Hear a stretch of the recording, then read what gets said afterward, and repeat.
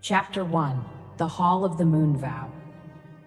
The Moonvow Hall of the Black Pine Pack had stood for 400 years, and in all that time, no Luna had ever been replaced in front of her own people on the night of her own renewal ceremony, while wearing the ceremonial silver she had polished herself that morning. Seraphine Marlowe had that honor.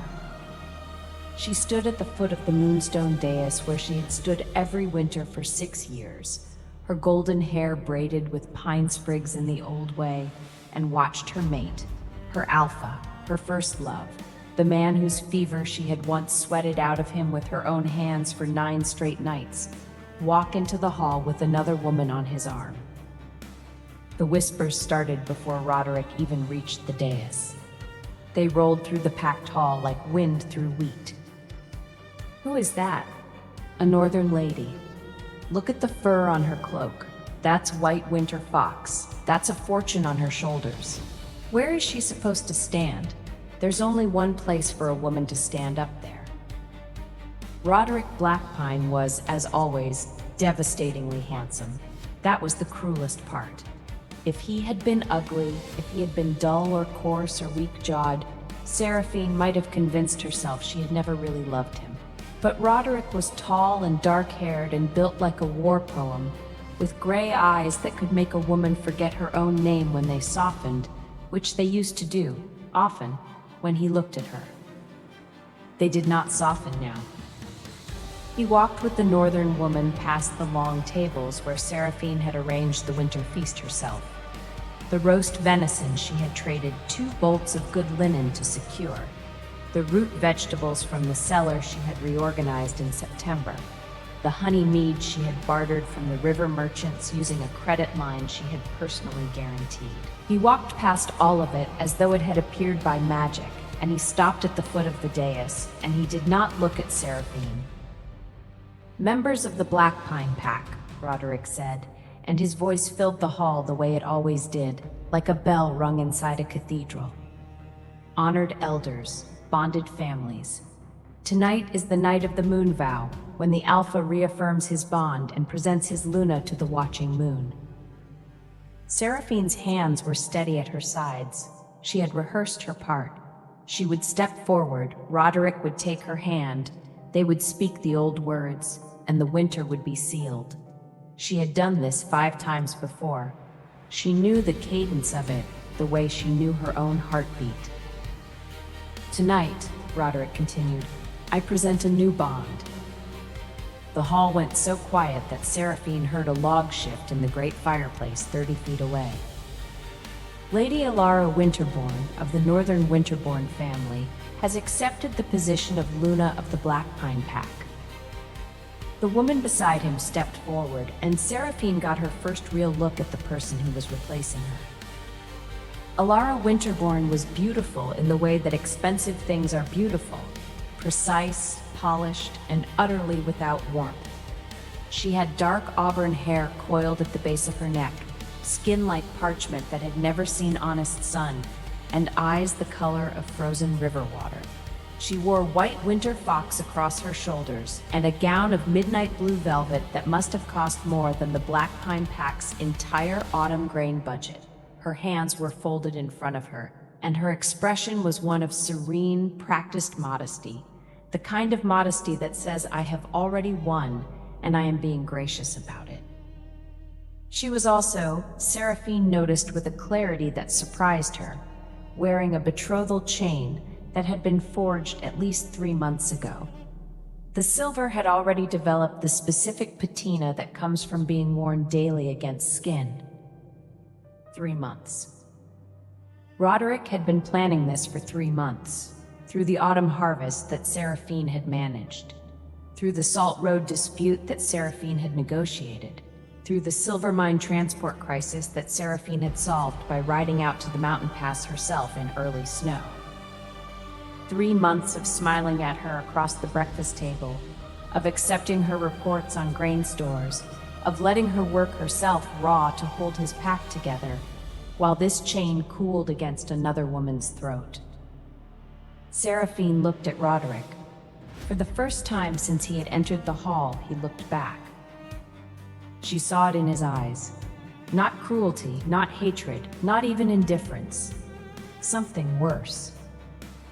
Relief. He was relieved to be done with her. Not because he had never loved her. He had. She knew that with the certainty of 6 years of shared nights and whispered promises and the specific way he used to press his face against her hair and breathe her in like she was the only clean air in the world. He had loved her. But loving Seraphine Marlowe came with a price that Roderick Blackpine had decided he could no longer afford. She was too competent, too necessary, too much.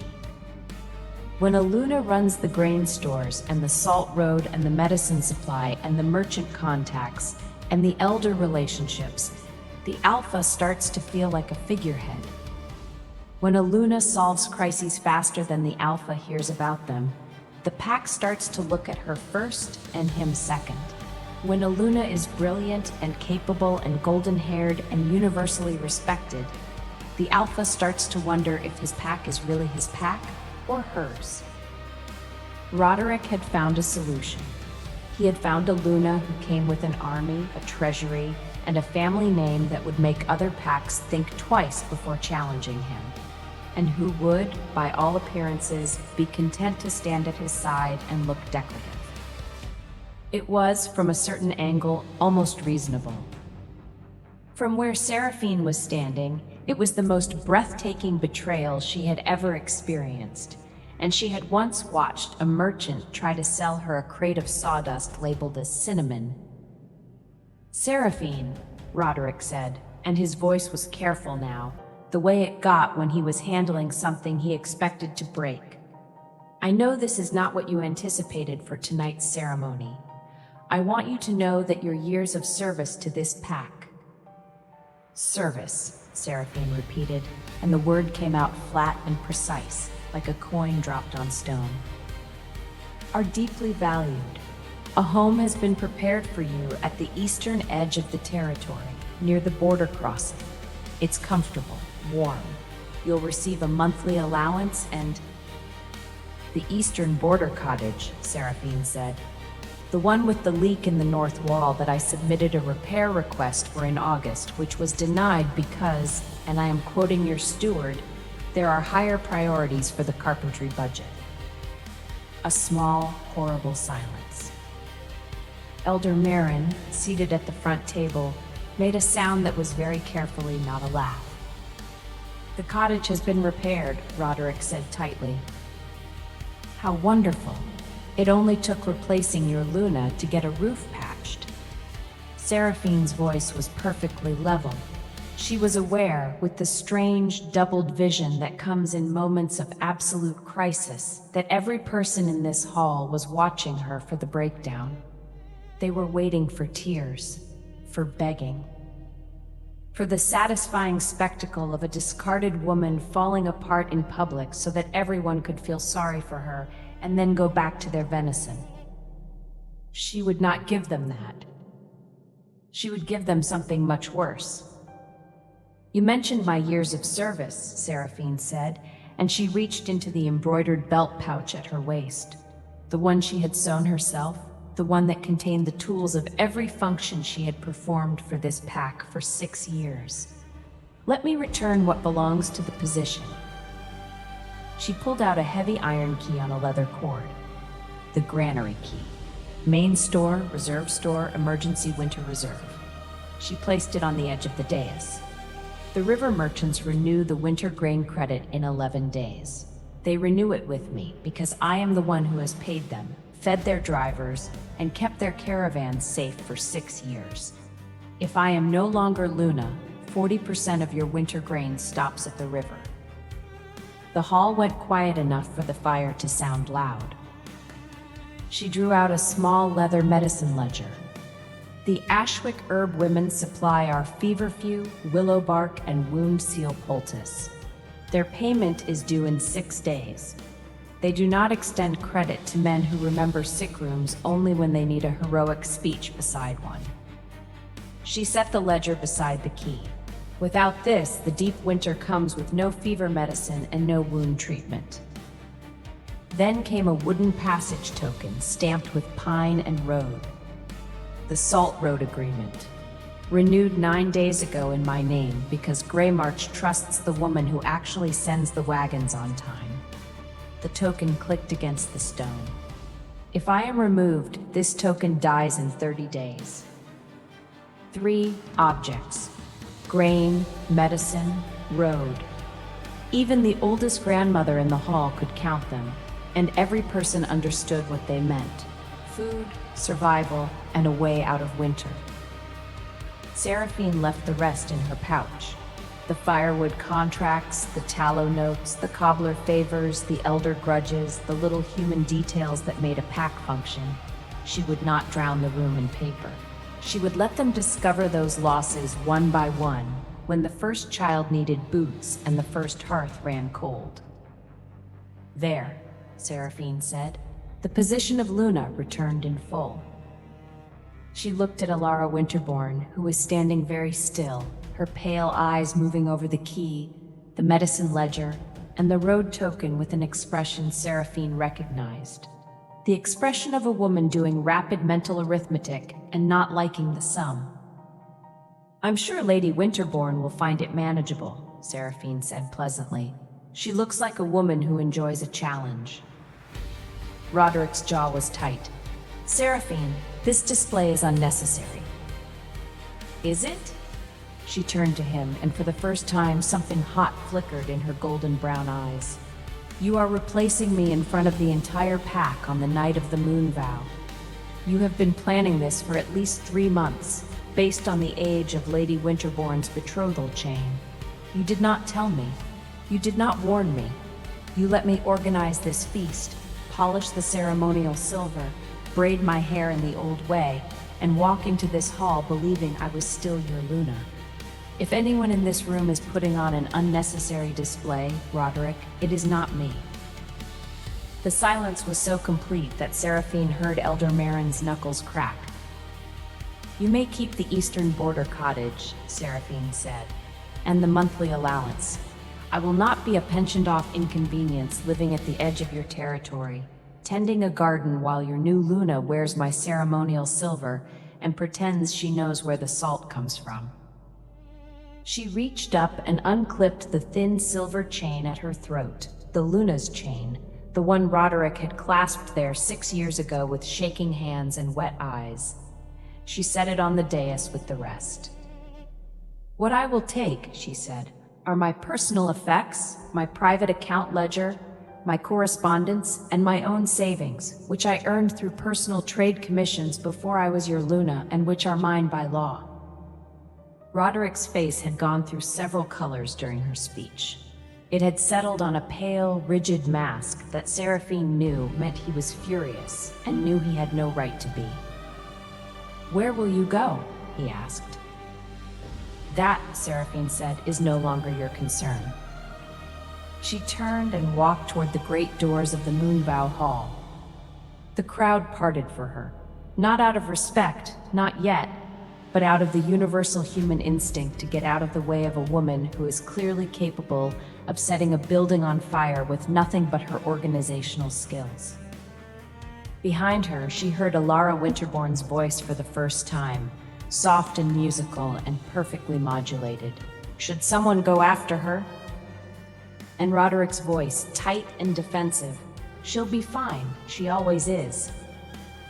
Seraphine's fingers curled into fists at her sides, her nails biting into her palms.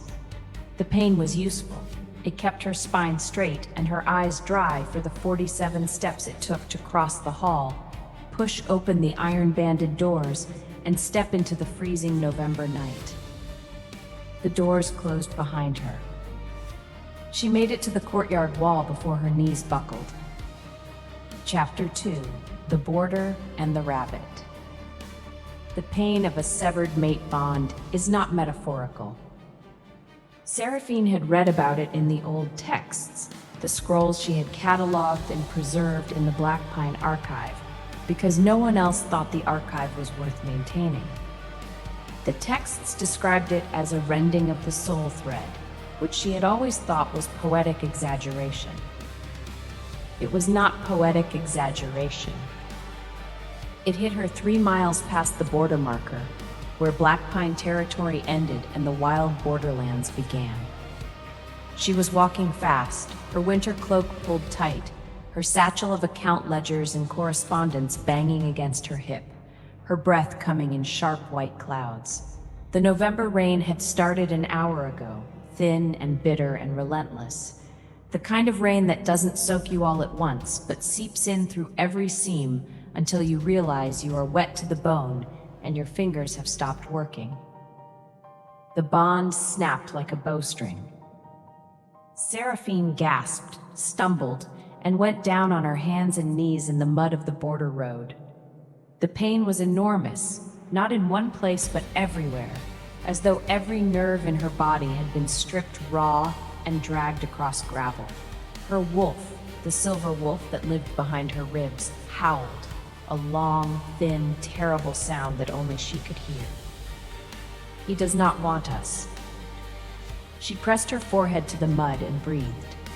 Rain ran down her neck, under her collar, along her spine. Her fingers clawed at the ground. The account ledger in her satchel, the one she had refused to leave behind, the one that contained every debt, every credit, every supply line, every contact, every piece of information that made the Black Pine Pack a functioning entity, rather than a collection of wolves arguing over scraps, pressed its leather corner into her ribs like a second heartbeat. She did not let go of it. She got up. She wiped her face, which accomplished nothing because the rain immediately replaced everything she had wiped away. She picked up her satchel, slung it across her body, and kept walking. The borderway station appeared through the rain like a smudge of warm light, a low stone building with a thatched roof and a stable yard, sitting at the junction of the East Road and the old trade path that ran south to the river towns. It was not a grand building. It was the kind of place where traveling merchants, lone riders, and border wolves stopped for a hot meal and a dry corner before continuing into uncertain territory. Seraphine pushed open the door and was hit by the smell of wood smoke, mutton stew, and wet dog. The common room was half full. A few merchants hunched over their bowls, a pair of border guards playing dice, an old woman knitting in the chimney corner. No one looked up. In the borderlands, people minded their own business. It was safer that way. The innkeeper, a stout woman with arms like fence posts and a face that suggested she had once headbutted a mule and the mule had lost, looked Seraphine up and down. Room? If you have one. Last one on the left upstairs, 3 coppers, suppers included. You look like you need it. Seraphine paid. Her fingers were shaking, but she counted the coins accurately. She would always count coins accurately. The world could end, and Seraphine Marlowe would die with her accounts balanced. She climbed the stairs, found the room, a narrow cell with a straw mattress, a woolen blanket, and a window that looked out onto the stable yard, and sat on the bed. She did not cry. She sat very still with her hands on her account ledger and waited for the trembling to stop. It did not stop. She went back downstairs. The kitchen was accessible through a side door that someone had left propped open with a brick. Seraphine told herself she was looking for hot water for her face, or perhaps a candle, or perhaps any small practical task that would give her hands something to do besides shake. What she found behind the kitchen's back door, in the narrow, muddy alley where the kitchen scraps were thrown, was a rabbit. It was small and white and round, with ears that were slightly too long for its body and eyes the color of dark cherries. It was sitting in the rain next to an overturned crate, and it was eating a cabbage leaf, or rather, it was clutching a cabbage leaf in its mouth with the grim, unshakable determination of a creature that had decided this cabbage leaf was the hill it would die on, while the kitchen boy, a lanky teenager with a dripping nose, tried to shoo it away with a broom. "Get off! That's not for you, you stupid! Go on, get!" The boy swiped the broom at the rabbit. The rabbit did not move. It hunched lower over its cabbage leaf and chewed faster. I said, "Get!" Another swipe. The rabbit dodged the broom with a small, indignant hop and resumed chewing. The cabbage leaf was now considerably smaller, but the rabbit showed no intention of surrendering what remained. "You little," the boy raised the broom higher. "Stop." Seraphine's voice came out sharper than she intended. The boy turned, saw a golden-haired woman standing in the kitchen doorway with rain in her hair and murder in her eyes, and prudently lowered the broom. "It's just a rabbit, miss. It keeps getting into the vegetable stores." "Then fix the latch on your vegetable stores."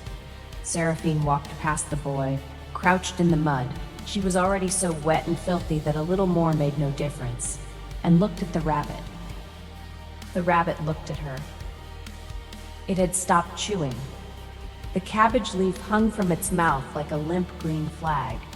Its dark cherry eyes were very round, and its nose was twitching in the rapid, assessing way that rabbits' noses twitch when they are deciding whether a new person is a threat, a friend, or irrelevant. Seraphine held out her hand, palm up, fingers relaxed. She did not move. She barely breathed. The rabbit considered her for a long moment. Then it hopped forward, one small, careful hop, and pressed its nose against her fingertips. Its nose was cold and wet and impossibly soft, and it twitched 3 times against her skin before the rabbit apparently decided that Seraphine was acceptable. It hopped into her lap. It was warm, absurdly warm, the way small animals always are, as though they contain a furnace somewhere beneath their fur that is wildly out of proportion to their size. It settled against her stomach, tucked its feet underneath itself, and continued eating the cabbage leaf. Seraphine sat in the mud in the rain behind a border way station kitchen, holding a rabbit that had been thrown out of the only place it knew for the crime of trying to feed itself, and she thought, well, we match. She carried it inside. No one stopped her. The innkeeper looked at the rabbit, looked at Seraphine's face, and said nothing. There were some faces you did not argue with. Upstairs, Seraphine set the rabbit on the bed.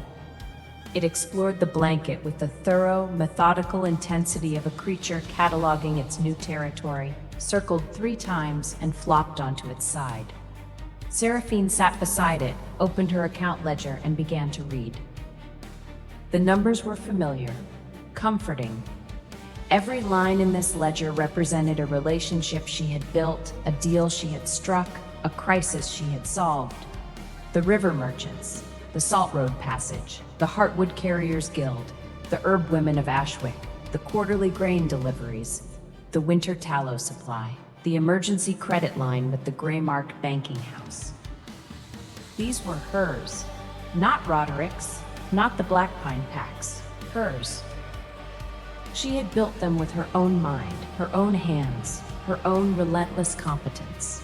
And when Roderick Blackpine stood in his Moonvow Hall with his beautiful northern bride and realized that his granary was emptying, his salt road was closing, his medicine supply was vanishing, his silver mine wagons were not arriving, and his elders were asking uncomfortable questions about where the woman who actually ran everything had gone, these relationships would still be hers.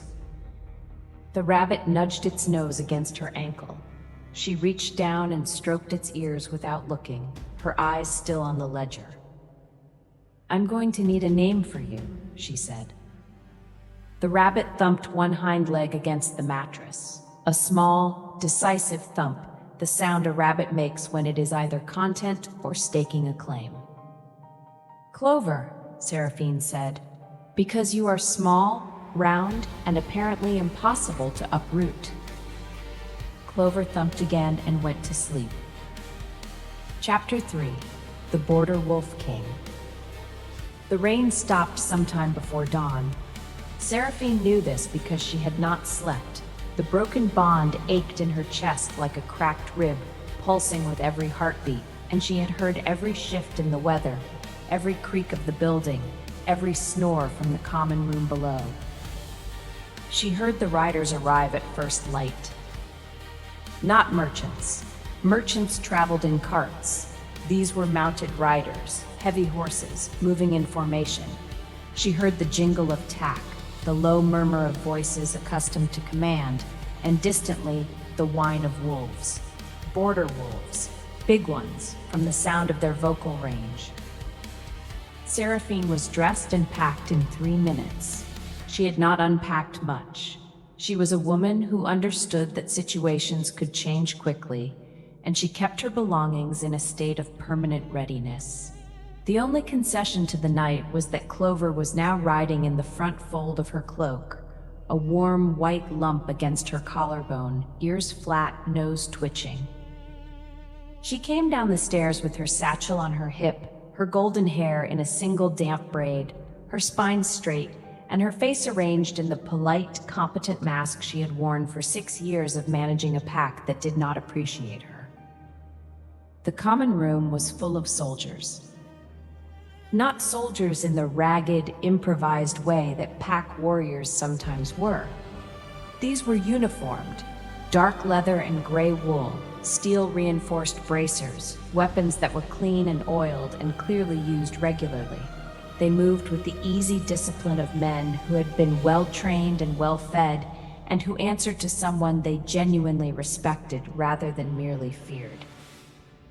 At the center of the room, seated at the largest table with a map spread before him and a cup of tea steaming at his elbow, was the most handsome man Seraphine had ever seen.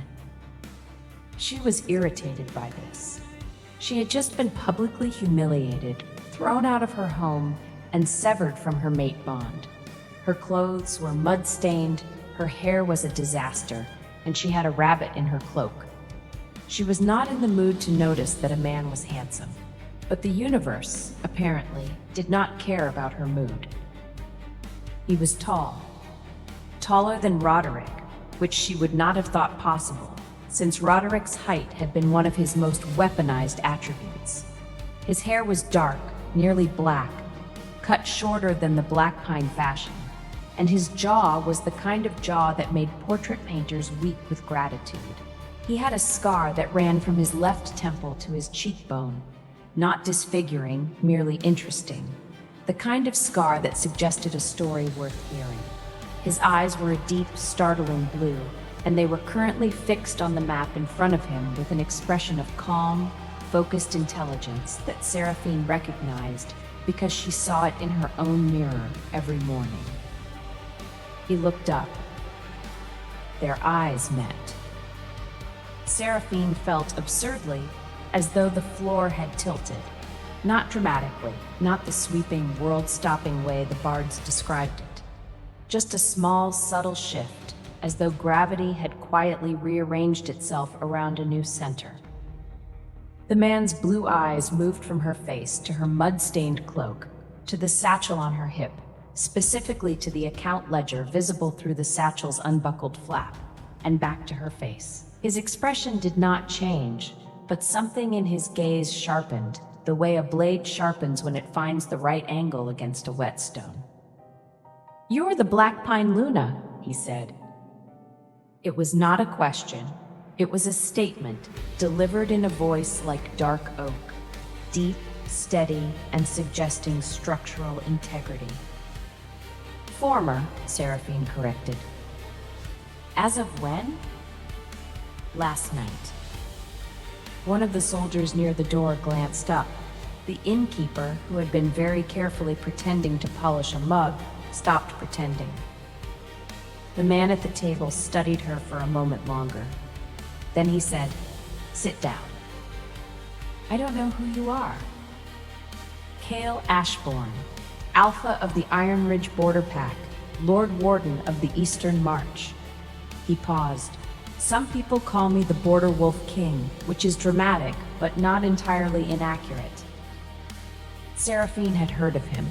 Everyone had heard of him.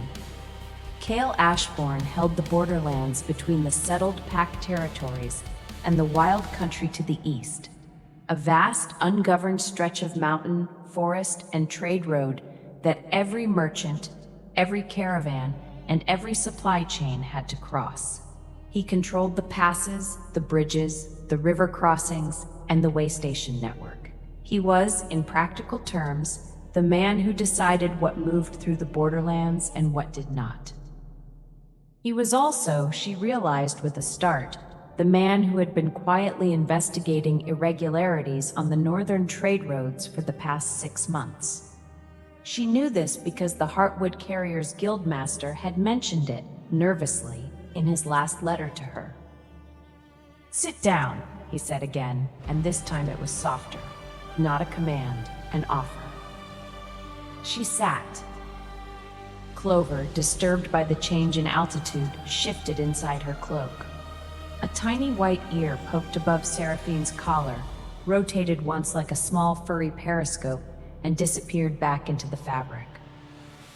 Cale Ashbourne looked at the place where the ear had been. He looked at Seraphine. One corner of his mouth moved by approximately 1/16 of an inch. "Is there a rabbit in your cloak?" he asked. "There might be." "Does it have a name?" "Clover." "Of course it does." He took a sip of his tea. "You crossed the border last night, in the rain, without escort, with a broken mate bond and—" his eyes dropped to her satchel again, "what appears to be a full set of commercial account records." "I was not offered an escort. I was offered a leaking cottage and a monthly allowance." "And you chose the rain." "The rain doesn't condescend to me." That 1/16 of an inch movement at the corner of his mouth happened again. Seraphine was beginning to suspect it was his version of a smile. "I've been watching the Black Pine Pack's trade activity for 6 months," he said. "Specifically, the northern supply contracts that changed hands after the Winterbourne betrothal was announced. Grain prices tripled on the Black Pine purchase orders. The Salt Road usage fees doubled. The Silver Mine transport contract was renegotiated with a penalty clause that didn't exist before." He paused. "All of these changes happened after Lady Winterbourne's family began their involvement with the Black Pine Pack, and all of the original contracts that kept prices stable were negotiated by one person." He looked at her. "You," he said. "Yes." The Black Pine Pack is approximately 30 days from a full winter supply crisis. Their grain will run short in 3 weeks. Their Salt Road closes in a month. Their medicine supply ends in 6 days. Their silver mine transport is in default. "Yes." "And the woman who built and maintained every single one of those supply lines is currently sitting in a border way station with a rabbit in her cloak." "Yes." Cale Ashbourne set down his tea. He leaned back in his chair, crossed his arms, and regarded her with an expression that contained, in carefully measured proportions, respect, calculation, and something that Seraphine could not immediately identify, but that made the broken place in her chest feel slightly less broken. "Lady Marlowe," he said, "I believe you and I have a great deal to discuss.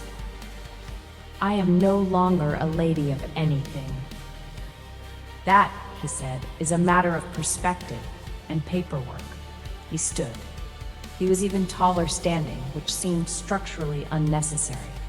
"I'm riding to Iron Ridge Keep this morning. My steward has been telling me for 6 months that our border trade network needs an overhaul, and I have been ignoring him because I don't have anyone who understands supply chains well enough to do it. You clearly do." He paused.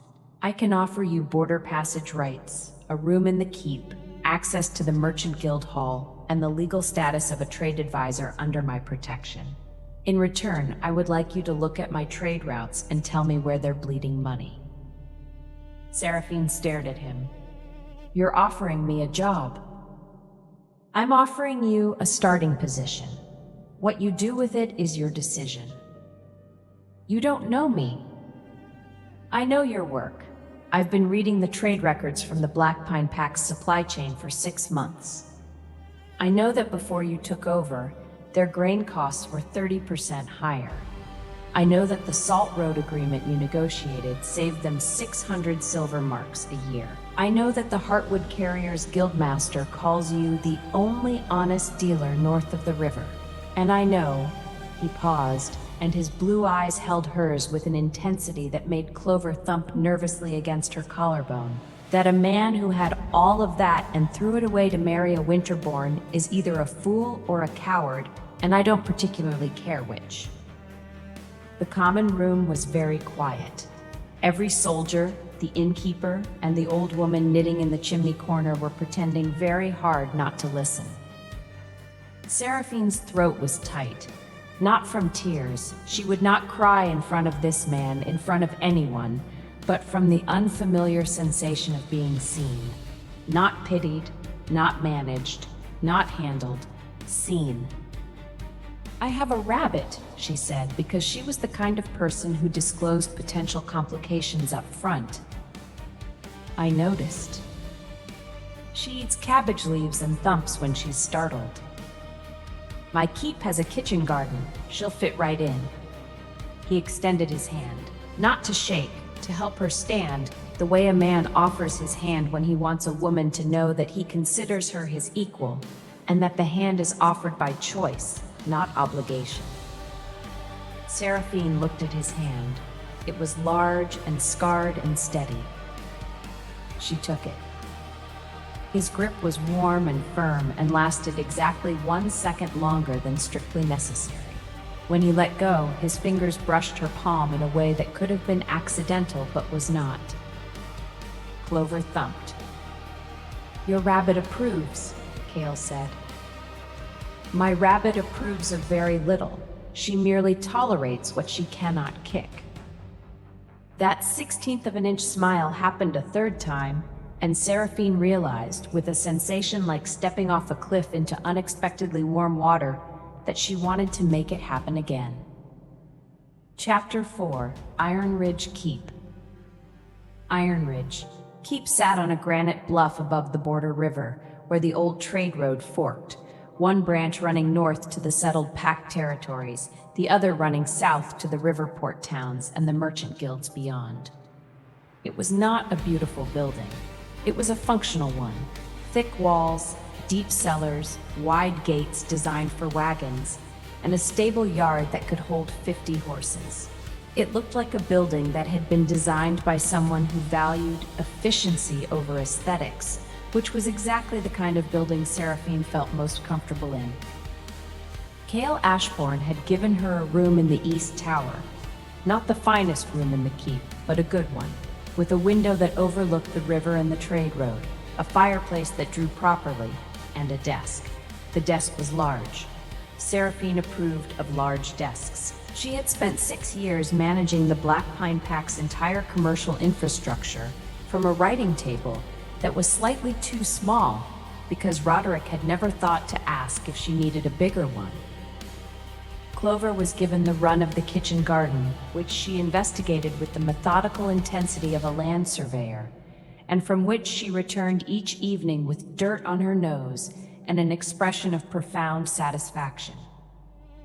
Within 3 days, Seraphine had mapped the Iron Ridge trade network. Within a week, she had found where it was bleeding money. The border trade routes were a mess, not from corruption, but from neglect. Cale Ashbourne was a superb military commander and a respected alpha, but he had the commercial instincts of a brick. His steward, a well-meaning man named Aldrich, had been doing his best, but his best involved paying whatever price the merchants quoted and hoping for the best. Seraphine did not hope for the best. Seraphine negotiated. She started with the grain merchants. The Iron Ridge Pack was buying winter grain from 3 separate suppliers at 3 different prices, none of which had been compared or renegotiated in 2 years. Seraphine sat in the Merchant Guild Hall, a drafty stone building in the border town below the keep, and invited all 3 suppliers to the same meeting. "Gentlemen," she said with Clover tucked invisibly under her heavy wool skirt, "I noticed that you are each charging the Iron Ridge Pack a different price for the same grade of grain. This suggests either that grain quality varies dramatically between your warehouses, which would concern me, or that you have been taking advantage of the fact that no one here has bothered to compare your invoices, which would also concern me. The grain merchants looked at each other. They looked at the golden-haired woman sitting at the head of the table with her hands folded and her expression pleasant and her eyes sharp enough to cut glass. They lowered their prices, all three of them, voluntarily. That, Aldrich said afterward with the dazed expression of a man who has just witnessed a miracle, has never happened before.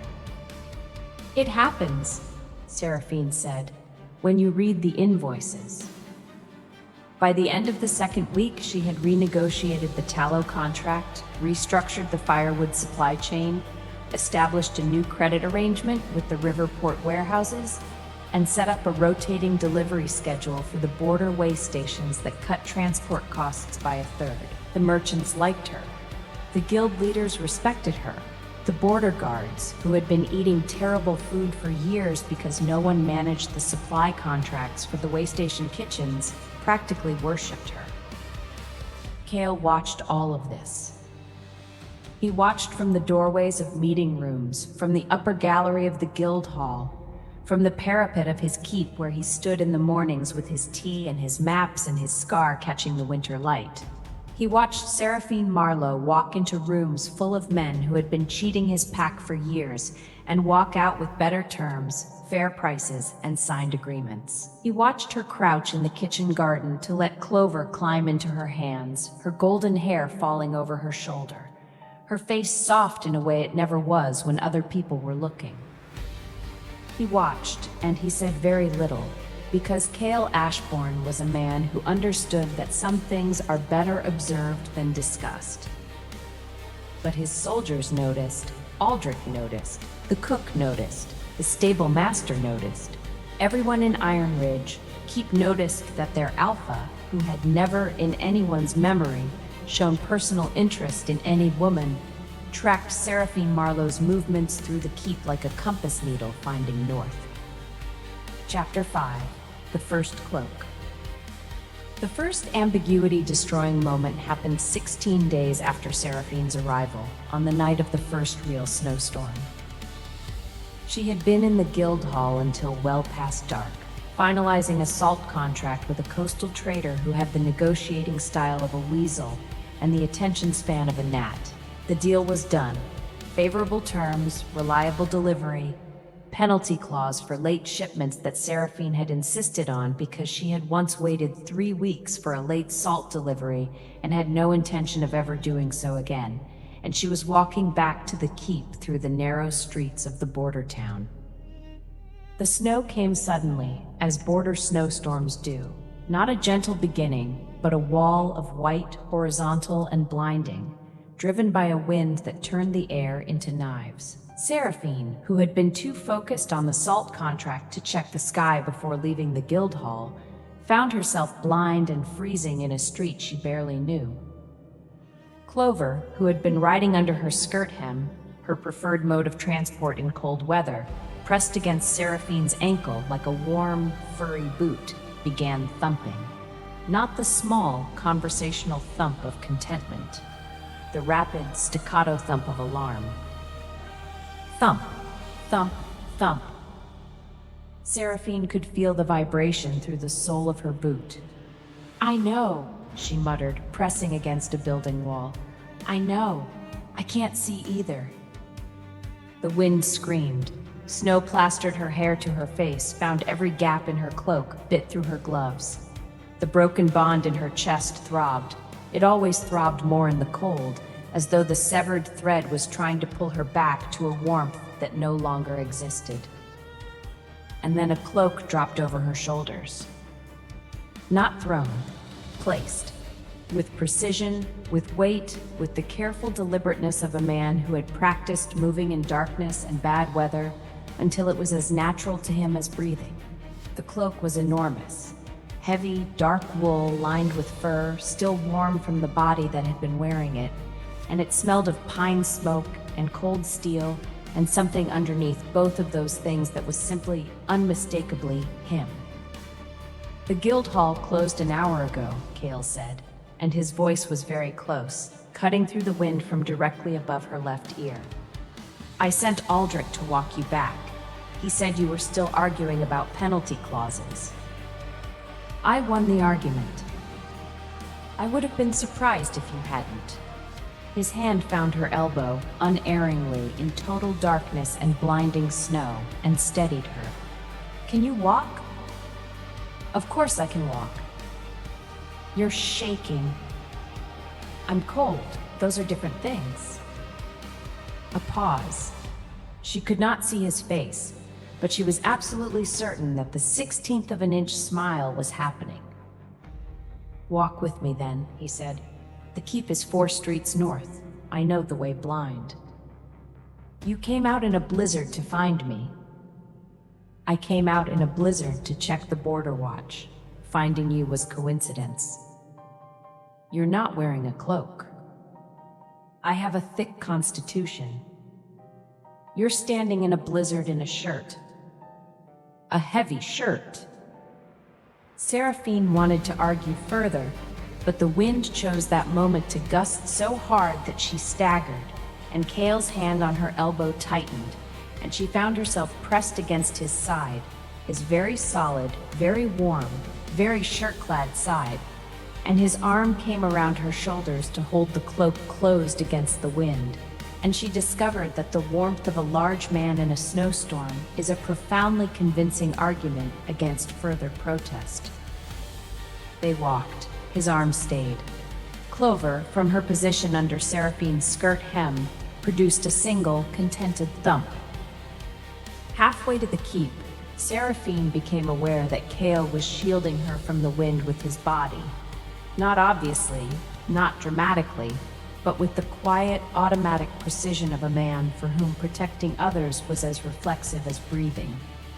He had positioned himself on her windward side. His arm across her shoulders was angled to block the snow from hitting her face. He was, she realized, freezing. "You should take your cloak back," she said. "No. You'll get frostbite." "I'll get warm by the fire." "You are the most stubborn." This, from a woman who argued about penalty clauses for 3 hours in a room with a dying fire. The fire was adequate. The fire was 2 embers and an optimistic stick. She laughed. It was a small, involuntary sound, startled out of her by the sheer absurdity of standing in a blizzard, arguing about fire quality with a man who had given her his cloak and was pretending he wasn't cold. It was the first time she had laughed since the Moonvow Hall, and the sound of it surprised her so much that she stopped walking. Cale stopped too. In the narrow space between snow gusts, she caught a glimpse of his face, snow in his dark hair, ice on his scar, and his blue eyes looking at her with an expression that was not the 16th of an inch smile. It was something larger, something unguarded, something that he shut down almost immediately, but not quite fast enough. He had been looking at her the way Roderick used to look at her, except that Roderick's version of that look had always contained, underneath the warmth, a flicker of something wary, a man admiring a fire that he feared might burn him. Cale's version contained no fear at all. "We should keep walking," he said, and his voice was perfectly steady, because Cale Ashbourne could control his voice the way other men controlled their sword arms. They kept walking. His arms stayed around her shoulders. The cloak smelled like pine smoke and cold steel in him, and Seraphine stored that information in the same part of her mind where she kept her most important accounts, the things too valuable to write down in case someone tried to take them away.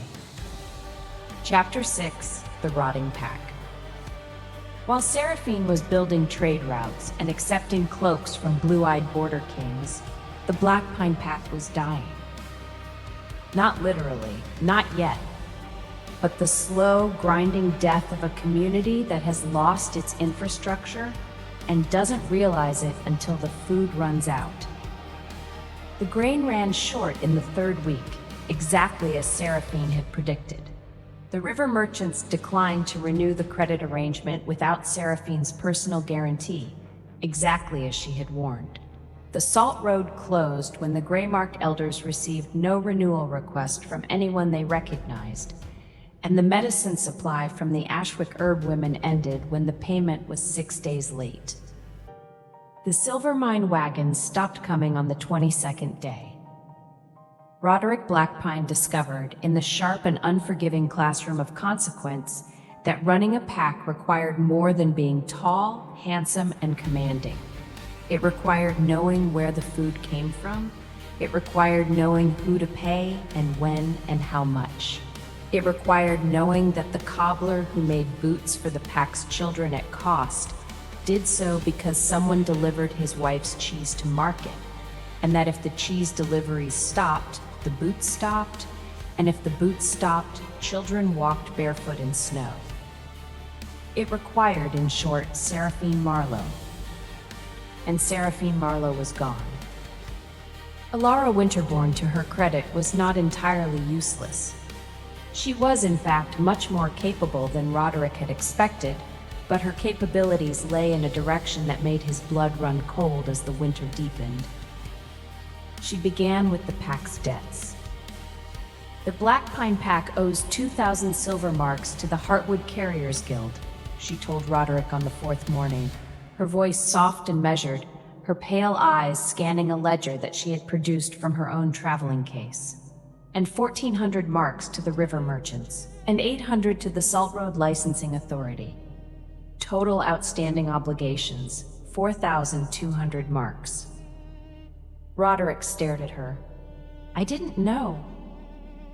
Your former Luna managed these debts personally. She kept them rolling through a combination of personal guarantees, bartered services, and partial payments timed to cash flow projections. Alara set the ledger down. She was, I must admit, remarkably skilled. Can you do the same? I could, she folded her hands. But it would be simpler to consolidate. Consolidate how? My family's banking house can purchase the outstanding debts from the individual creditors. Instead of owing money to a dozen different people, the Blackpine Pack would owe money to one, the Winterbourne family. She smiled. It was a lovely smile, warm and reassuring and utterly without warmth. It's more efficient. Roderick, who did not understand debt consolidation the way Seraphine would have, and who was too proud to admit this, agreed. This was the second worst decision he had ever made. The first was letting Seraphine walk out of the Moonvow Hall. Because Alara Winterbourne had not come to the Blackpine Pack to be a Luna. She had come to be a locksmith, fitting the tumblers of debt and dependency into place until the entire pack was a door that her family could open at will. Within 2 weeks, the Winterbourne family held every major debt the Blackpine Pack owed. The grain supply was rerouted through Winterbourne warehouses at prices that were technically fair but practically ruinous. The pack's guard rotation was supplemented by Northern soldiers for the pack's protection during this difficult transition, who answered to Alara's family steward, not to Roderick. The pack's treasury key, which Roderick had always carried, was placed in a lockbox to which Alara held the second key as a precaution against the debts. She was absorbing the pack, piece by piece, contract by contract, coin by coin, and she was doing it with such impeccable courtesy, such flawless legal justification, and such a beautifully concerned expression that Roderick did not fully understand what was happening until the day he tried to authorize a firewood purchase and was told by his own steward that the purchase needed Lady Winterbourne's countersignature. She controls the countersignature? Roderick said, and his voice was very quiet. His steward, a nervous man who had replaced the previous steward, who had been loyal to Seraphine and had been reassigned to stable duty by Alara's suggestion, nodded miserably. Roderick sat in his study, which had once been Seraphine's study before it was his, and which still smelled faintly of the lavender sachet she had kept in the desk drawer, and he thought about what he had done. He had traded a woman who loved his pack for a woman who was buying it. Chapter 7. The Stone Keep Accounts.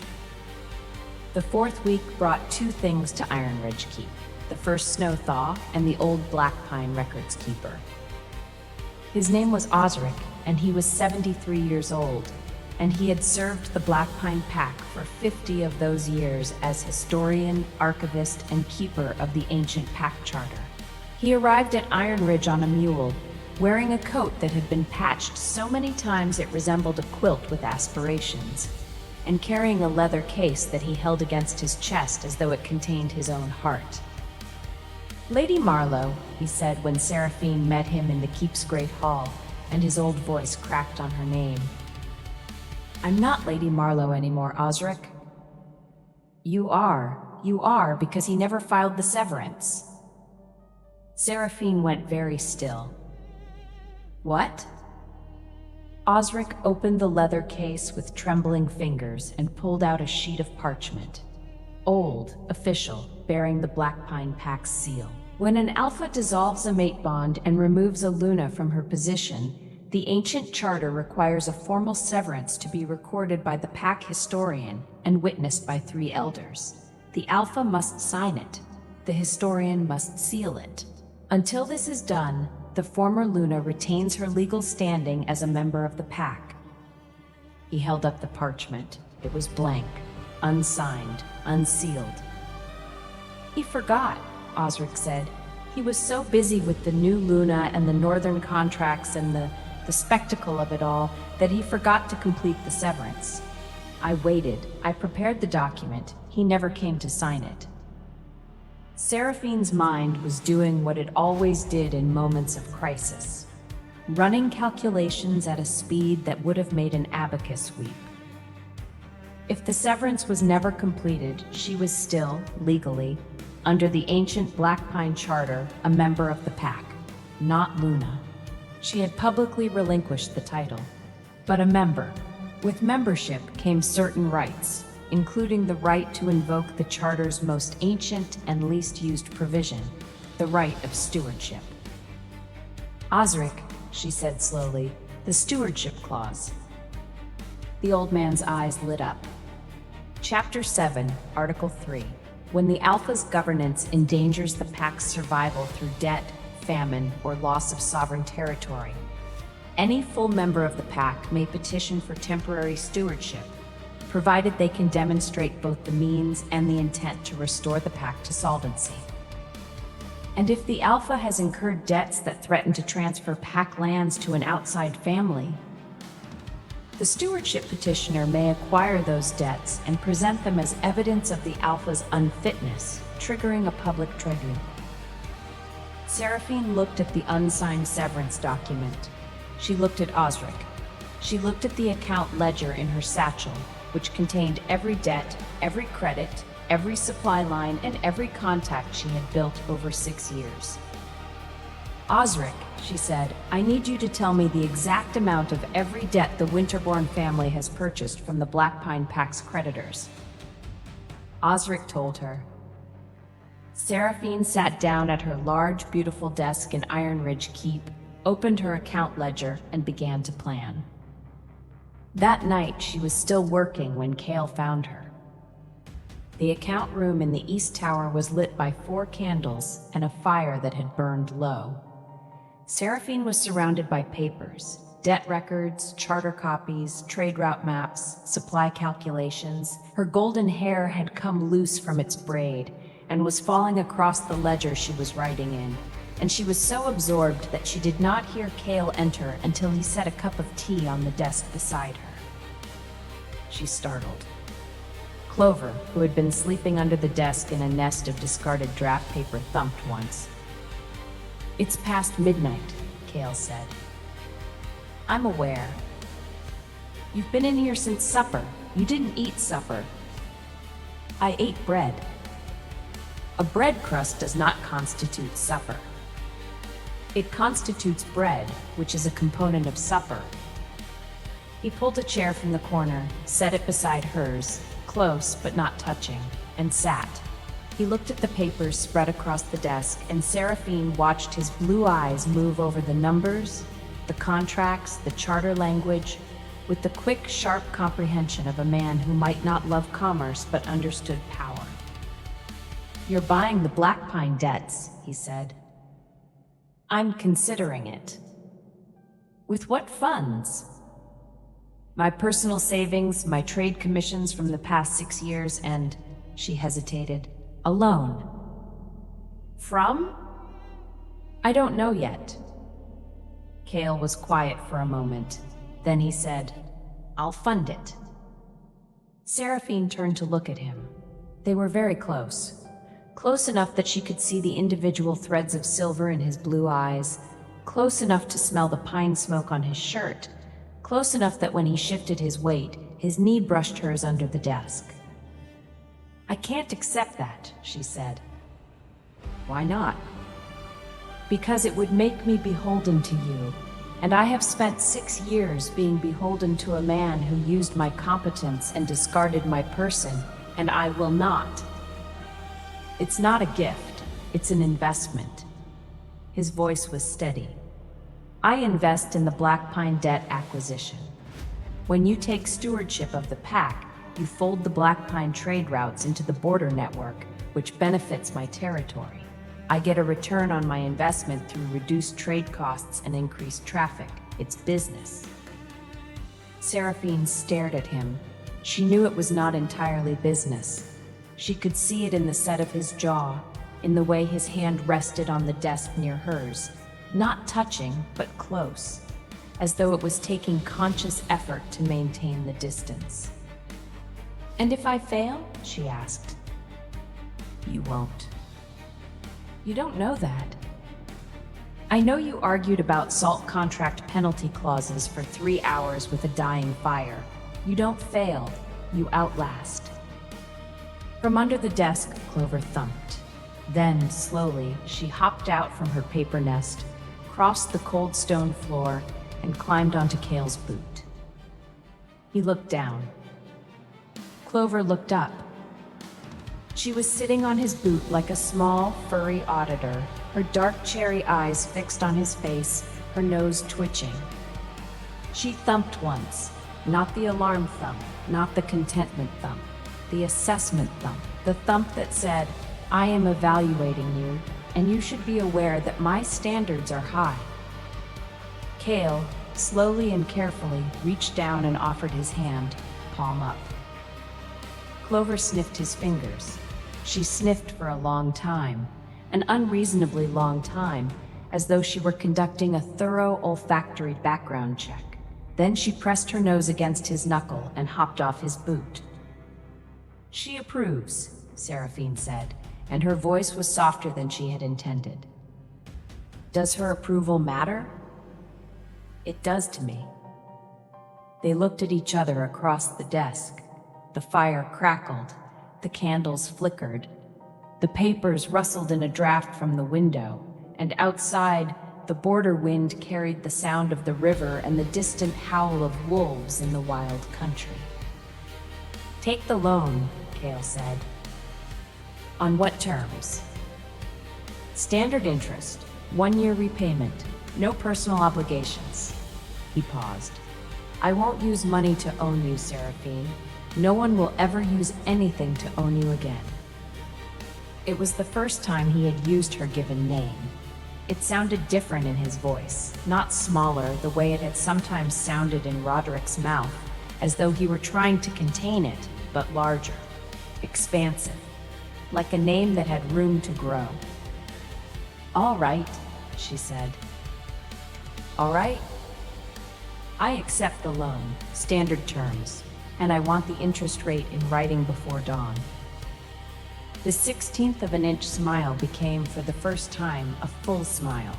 It transformed his face. It made him look younger, warmer, and so devastatingly handsome that Seraphine's stomach did something structurally inadvisable.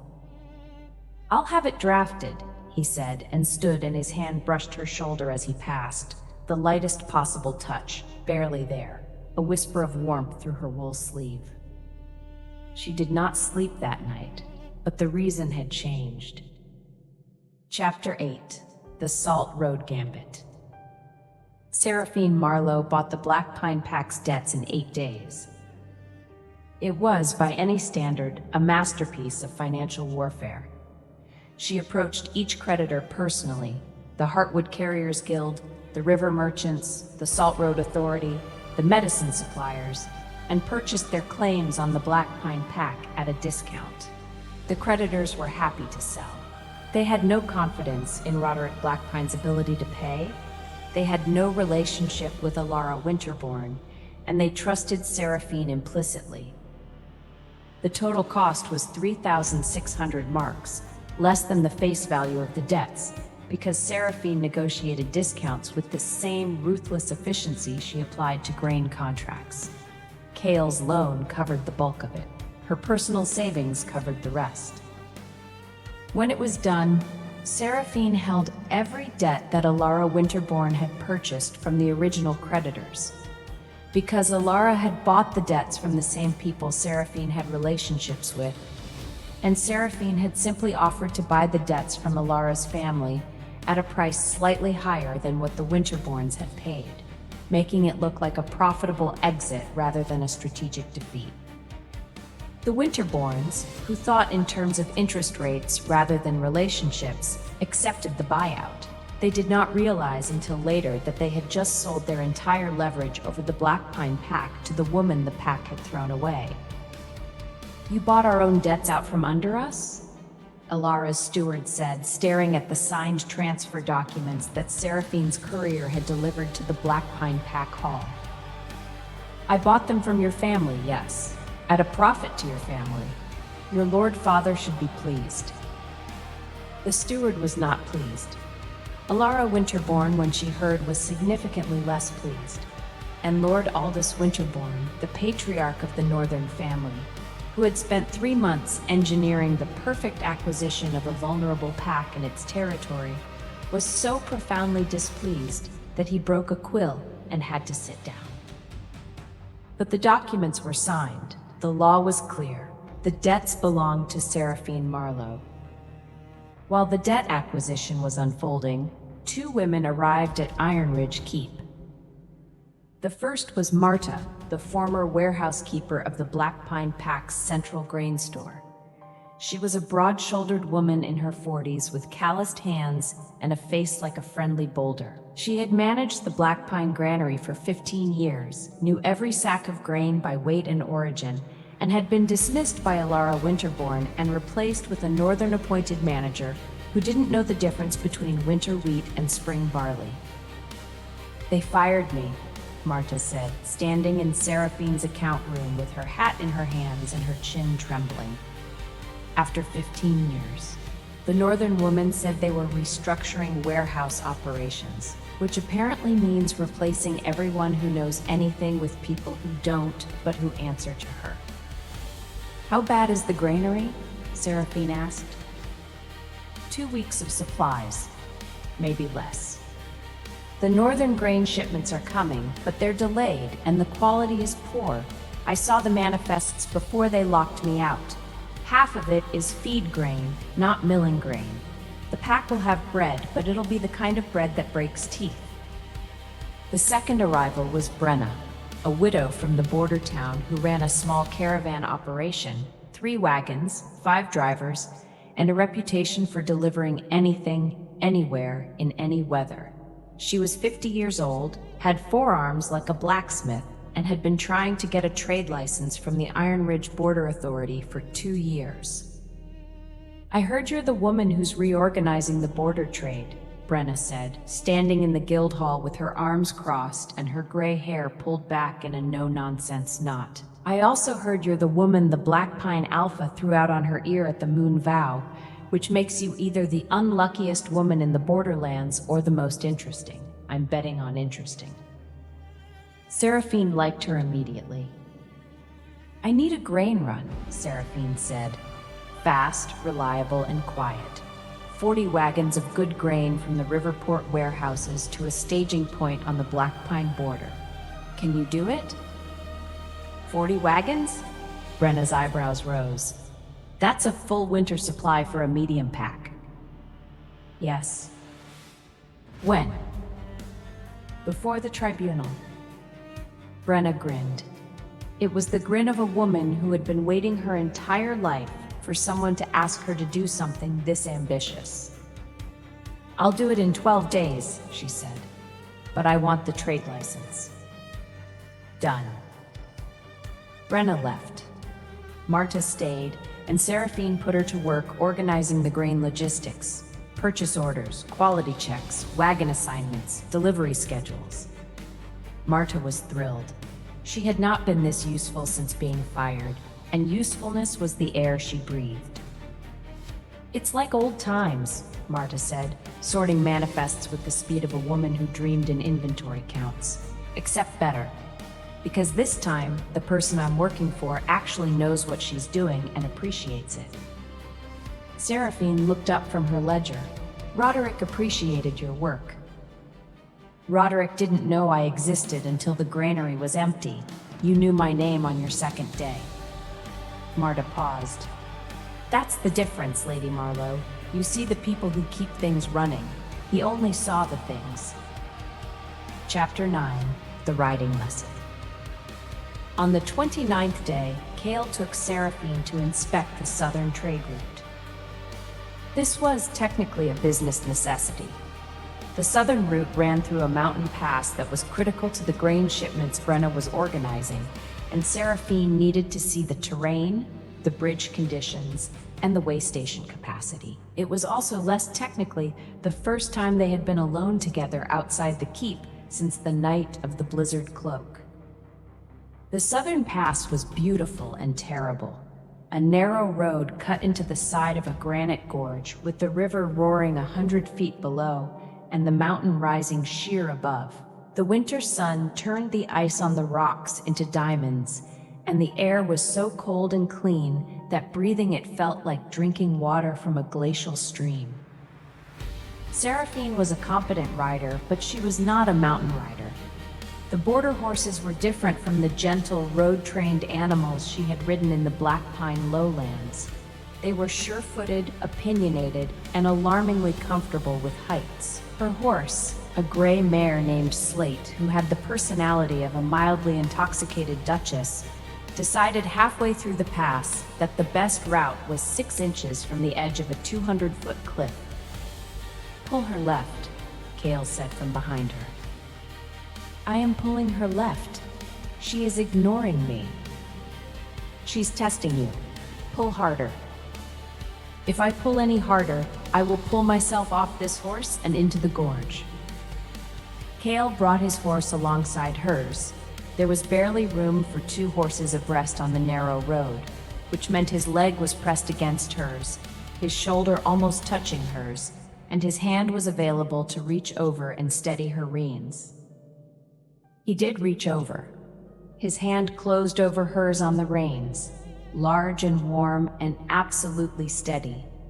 And he guided the mare away from the edge with a calm, practiced pressure that the horse immediately respected. She listens to you, Seraphine said, and she was annoyed to discover that her voice was slightly breathless and not from the altitude. She listens to confidence. Horses and wolves are the same. They follow the person who believes they know where they're going. I know where I'm going. I know you do. His hand was still on hers. The reins were steady. The horse was walking calmly. There was no practical reason for his hand to remain. It remained. You can let go, Seraphine said. I could. The horse is fine. The horse is fine. Then why? Because your hand is cold and mine is warm, and I am choosing to interpret this as a practical concern rather than an emotional one. Seraphine turned her head to look at him. He was very close, close enough that she could count the shades of blue in his eyes, close enough to see the way the winter light caught on the fine scar across his cheekbone. He was looking at her with that expression again, the one from the blizzard, the one that contained no fear. Is it a practical concern? She asked. Absolutely. Frostbitten fingers cannot sign contracts, and you have a tribunal to prepare for. That is the most unromantic thing anyone has ever said to me. I am a deeply unromantic man. His thumb moved across the back of her hand. Once, slowly. Ask anyone. From beneath Seraphine's heavy riding skirt, there was a soft, rapid thumping. Thump, thump, thump. Clover had strong opinions about the current situation. Cale looked at Seraphine's skirt. He looked at Seraphine. The full smile appeared again, the one that transformed his entire face and made Seraphine's internal organs rearrange themselves. Your chaperone disapproves, he said. My chaperone approves. That's the approval thump. How many thumps does she have? 7. I have a chart. He laughed. It was the first time she had heard him laugh, a real laugh, deep and warm, caught off guard by a woman with a rabbit under her skirt and a chart of rabbit thumps. The sound echoed off the granite walls of the gorge and came back to them like a gift. They rode the rest of the pass in silence, but his hand did not leave hers until they reached the valley floor, and when it finally did, she felt its absence like a change in temperature. Chapter 10. The Unwelcome Visitor. On the 33rd day, Roderick Blackpine came to Iron Ridge. He came alone, which was either brave or stupid, riding a horse that was too thin for the border roads and wearing clothes that were too fine for the weather. He looked, Seraphine thought when she saw him from her tower window, like a painting of a hero that had been left in the rain. Still beautiful, still technically impressive, but slightly running at the edges. He asked to see her. He was told by Aldrich that Lady Marlowe was in a meeting with the Merchant Guild. He waited in the Great Hall for 2 hours, during which he was offered tea, adequate, bread, good, and the company of 3 border guards who knew exactly who he was, exactly what he had done, and who spent the entire 2 hours playing dice and pretending he did not exist. When Seraphine finally came to the Great Hall, she found Roderick standing by the fire with his hands behind his back and his jaw set in the expression she recognized as his, "I am about to do something difficult, and I need you to make it easy for me" face. She had seen this face before negotiations, before elder meetings, before every hard conversation in 6 years of partnership. She had always made it easy for him before. She would not be doing that today. Seraphine. Alpha Blackpine. The formality hit him like a slap. She saw it in the way his gray eyes flinched. If you came to ask me to return, save your breath. If you came to deliver the severance document, I should tell you that I'm aware it was never completed, and I intend to use that. Roderick's face went pale, then red, then pale again, which was a meteorologically impressive sequence of color changes. How did you... Osric. That old man had no right. Osric is the pack historian. Maintaining the charter records is literally his right and his duty. If you'd bothered to talk to him at any point in the last 3 months, instead of being distracted by northern fur and winterborn flattery, you would know that. Seraphine, I didn't come here to fight. Then what did you come here for? He looked at her, really looked at her, the way he used to look at her in the early years when they were young and in love, and he hadn't yet started resenting her for being better at his job than he was. His gray eyes were soft and pained and, damn him, honest. The pack is falling apart, he said. The grain is running out. The northern contracts are strangling us. Elara's family is... I think they're trying to take our lands. Our people are cold and scared, and they're asking for you. Not me. You. They want to know where Lady Marlowe is, and when she's coming back, and whether she knows that the children don't have boots. Seraphine's chest constricted. The children.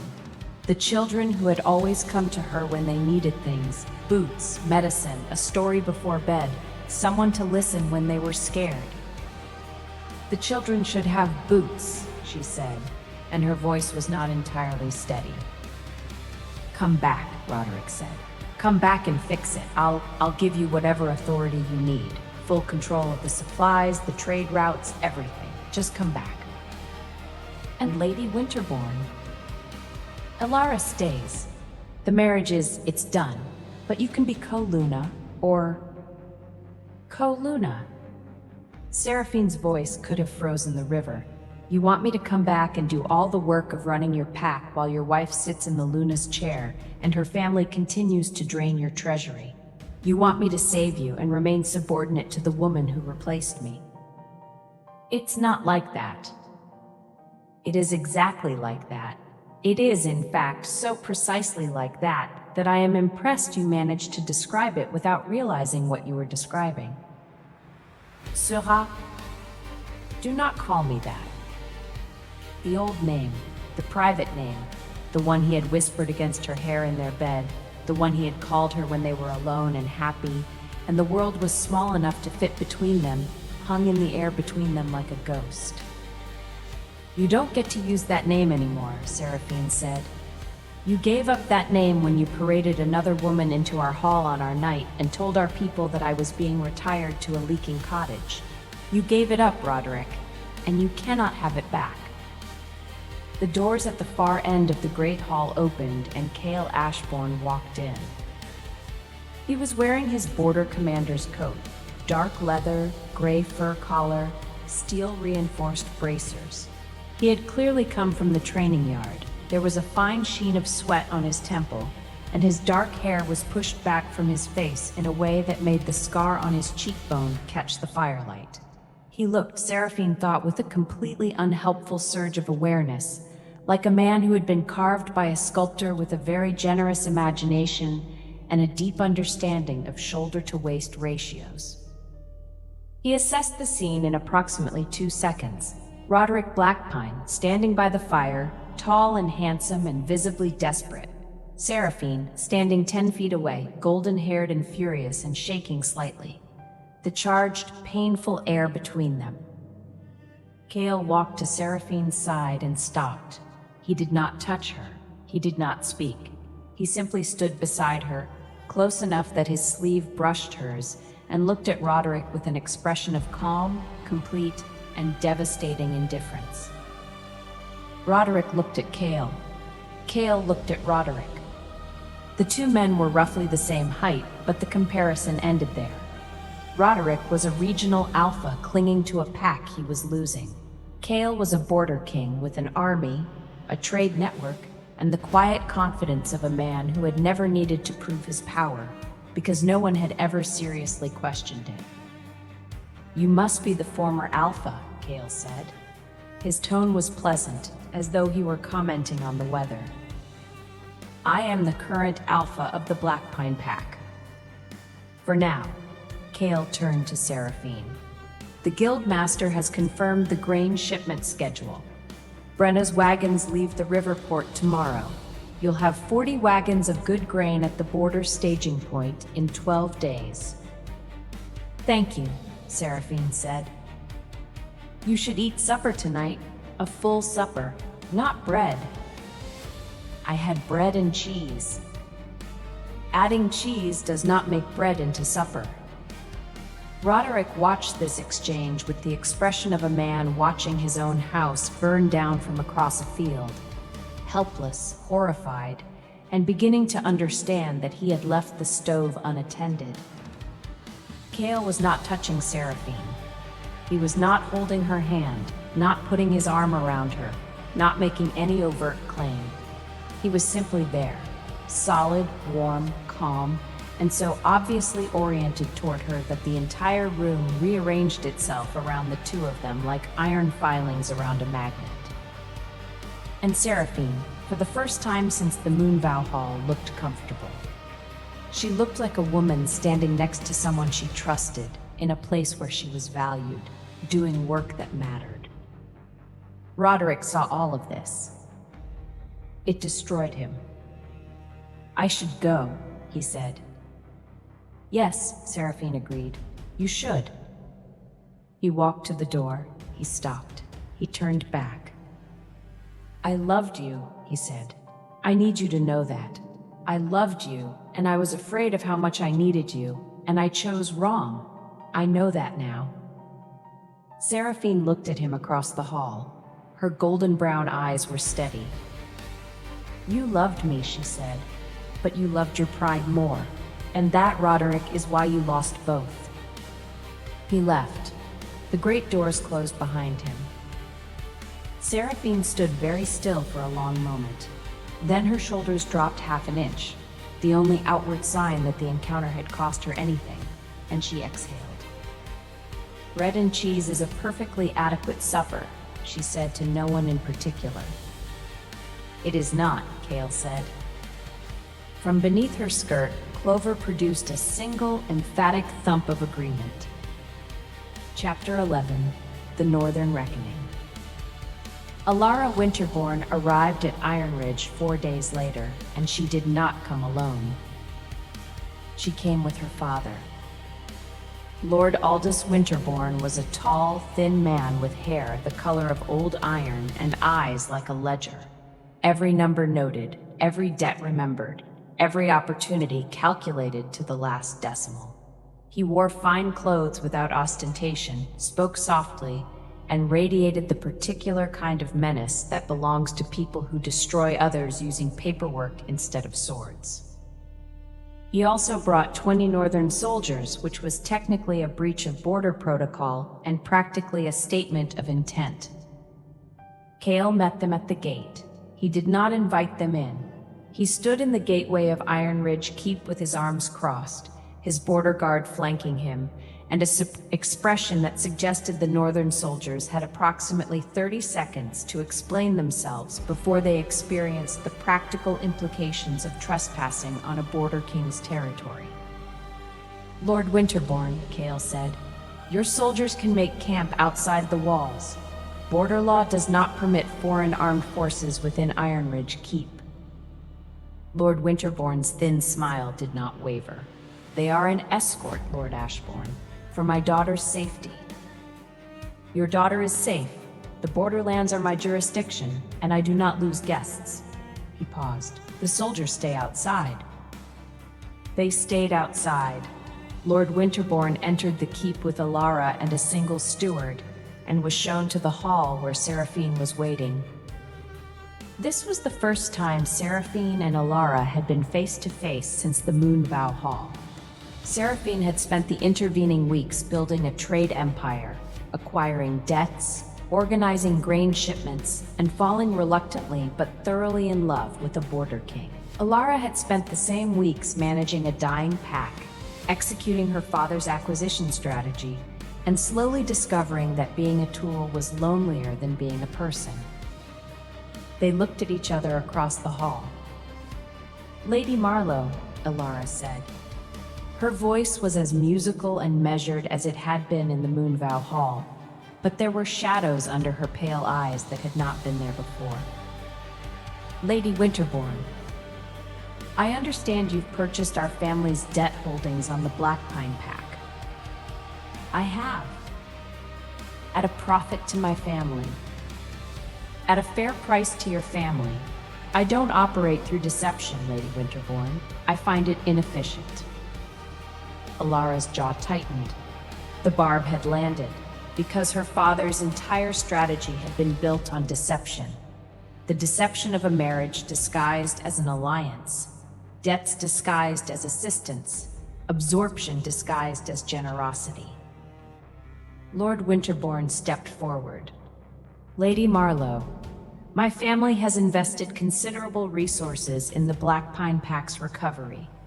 We have supplied grain, soldiers, and administrative support during a time of crisis.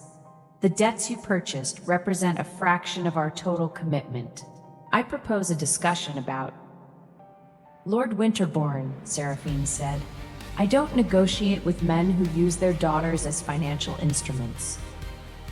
The hall went silent. Lord Winterbourne's thin smile froze. Alara beside him went very still, but not with anger, with something else.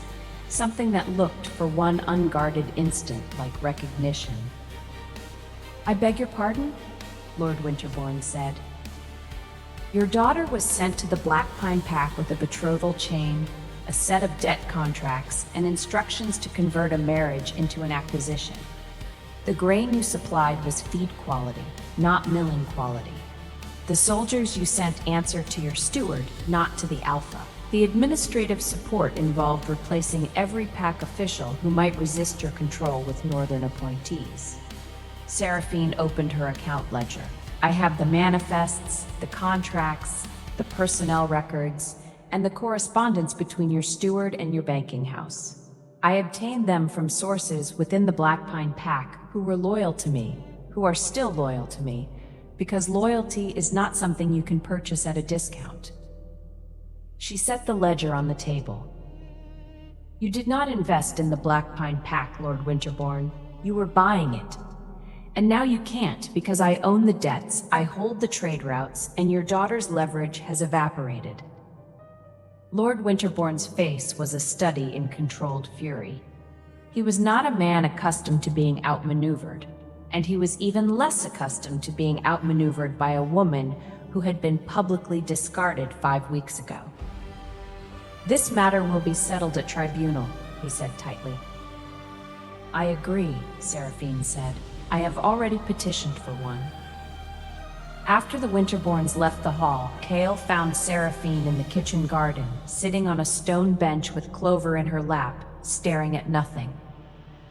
He sat beside her. "Not too close. Close enough." "You're going to win," he said. "I know." "Then why do you look like you just swallowed a stone?" She was quiet for a moment. "Because Alara Winterbourne looked at me when I said her father used her as a financial instrument, and she looked relieved, as if someone had finally said out loud what she already knew. That doesn't make her innocent." "No, but it makes her pitiable, and I don't want to pity the woman who took my place. I want to be angry at her. Anger is simpler." Cale considered this. "You can be angry at someone and pity them at the same time. It's called being a good person." "I don't feel like a good person. I feel like a woman who is about to destroy a family's acquisition strategy and potentially orphan a pack from its new Luna, all because I was too proud to accept a leaking cottage." "You were too smart to accept a leaking cottage. There's a difference." She looked at him. The winter sun was behind him, catching in his dark hair, lighting the scar on his cheekbone. He was not smiling, not even the 16th of an inch version. He was looking at her with complete, unguarded seriousness. "You are going to walk into that tribunal," he said, "and you are going to save a pack that threw you away. You are going to do it with your own mind, your own work, your own relationships, and your own courage. And when it is done, everyone in that hall, your former Alpha, his new wife, her father, the elders, the merchants, every person who watched you walk out of that Moonvow hall and thought you were finished, every single one of them will know that Seraphine Marlowe is the most formidable woman in the Borderlands." His hand was on the bench between them. She put hers on top of it. His fingers curled around hers, warm, steady, certain. "Stay with me," she said. "At the tribunal. I don't need you to fight for me, but I need you beside me." "I was always going to be beside you," he said. "You just hadn't asked." Clover from Seraphine's lap thumped once. The approval thump. The real one. Chapter 12. The Second Flash of White Lightning. The incident happened 3 days before the tribunal, and it remains the single funniest thing that anyone in Iron Ridge Keep has ever witnessed. Lord Winterbourne's steward, a thick-necked man named Garrett who had been left at Iron Ridge to coordinate logistics, but who was actually there to intimidate and obstruct, cornered Seraphine in the Guildhall antechamber while she was reviewing the final tribunal documents. Lady Marlowe. He stepped between her and the door. He was a large man, and he used his size the way large men often do, not through direct physical threat, but through the implicit suggestion that the space he occupied was his, and anyone smaller had better work around him. "Your tribunal petition is ill-advised," he said. "Lord Winterbourne is prepared to offer generous terms for a withdrawal, a payment, a property, a position in the Northern household." "No. You would be wise to consider." "I have considered. The answer is no." Garrett stepped closer. "Lady Marlowe, you are a woman alone in the borderlands with no pack, no family, and no protection. The tribunal may not go the way you expect. Lord Winterbourne has resources. Step back. And influence and allies who..." I said step back. He did not step back. He reached for her arm, not to grab, not exactly, but to guide, to steer, to physically move her the way men sometimes move women when they want to emphasize that they are larger and stronger and that this is a conversation they intend to control. His hand was 6 inches from her wrist when Seraphine gathered her heavy wool skirt in one hand and lifted it exactly 8 inches off the ground. Clover came out like a white cannonball. The rabbit had been pressed against Seraphine's ankle for the entire conversation, and the thumping, rapid, furious staccato had been building with each word Garrett spoke. When the skirt lifted, Clover launched. She crossed the 3 feet between Seraphine and Garrett in approximately half a second. She hit his right boot at ankle height with both hind legs, a double-footed rabbit kick delivered with the full force of a prey animal that had spent its entire life developing explosive leg muscles for exactly this kind of emergency departure. The kick itself was not devastating. Clover weighed 4 pounds, but the impact, combined with the sheer cognitive disruption of being attacked by a white rabbit that had apparently materialized from a woman's skirt, caused Garrett to lurch sideways. His boot caught on the leg of a chair. The chair tipped. Garrett grabbed for the table to steady himself and caught the edge of a wooden document tray, which slid, taking with it a large inkwell that upended itself across Garrett's shirt sleeve and a stack of correspondence that scattered across the floor like paper snowflakes. Garrett stood in the antechamber with ink running down his arm, papers at his feet, an overturned chair behind him, and a small white rabbit sitting in front of him, thumping one hind foot against the stone floor with the slow, measured cadence of a creature that was thoroughly satisfied with its work. In the doorway, 2 Guildhall clerks and a border guard, who had been passing in the corridor, stood frozen in various states of astonishment and barely contained hilarity. "What?" Garrett sputtered. "What is that?" "That," Seraphine said, gathering Clover up and tucking her back into the safe, warm space beneath her skirt, "is my associate. She has strong opinions about people who crowd her workspace." Garrett looked at the ink on his arm. He looked at the papers on the floor. He looked at the border guard, who was biting his lip so hard it had gone white. "Lord Winterbourne will hear about this," he said, which was the verbal equivalent of a man trying to reassemble his dignity out of wreckage. "I do hope so," Seraphine said pleasantly. "I hear he enjoys a good story." Garrett left. The border guard waited until he was out of earshot, then doubled over laughing. The story was all over the keep by sundown, and by the following morning, the kitchen staff were leaving extra cabbage leaves outside Seraphine's door. Chapter 13. The Night Before the Tribunal. The night before the tribunal, Seraphine could not sleep. She stood at the window of her tower room and looked out at the border river, silver in the moonlight, and thought about everything she was about to do. She was about to walk into a room full of people who had watched her be humiliated and demand that they acknowledge her authority. She was about to challenge the man she had loved, outmaneuver the woman who had replaced her, and dismantle the strategy of a family that was older and richer and more powerful than she would ever be. She was terrified. Not of losing. She had done the math. The law was on her side. The evidence was overwhelming. She was terrified of winning, because winning meant going back. Winning meant returning to the Black Pine Pack, to the halls and hearths and faces of the people who had watched her be set aside and said nothing. Winning meant being responsible again for people who had not fought for her. There was a knock at her door. "It's me," Cale said from the other side. She opened the door.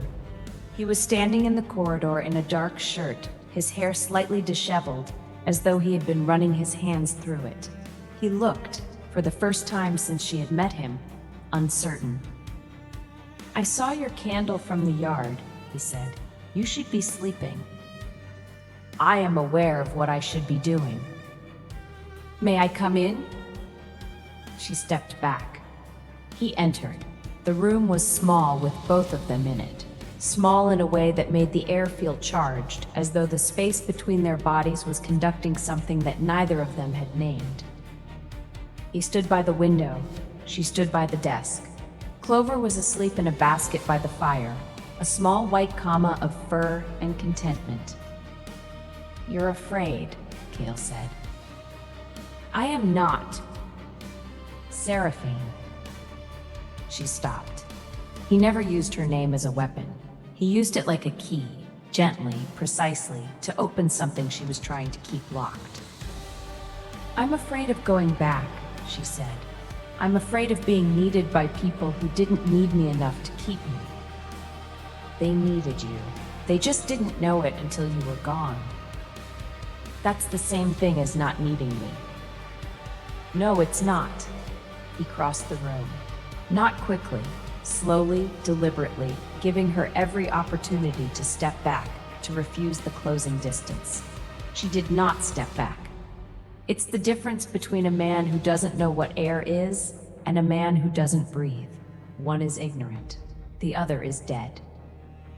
He stopped in front of her, close, very close.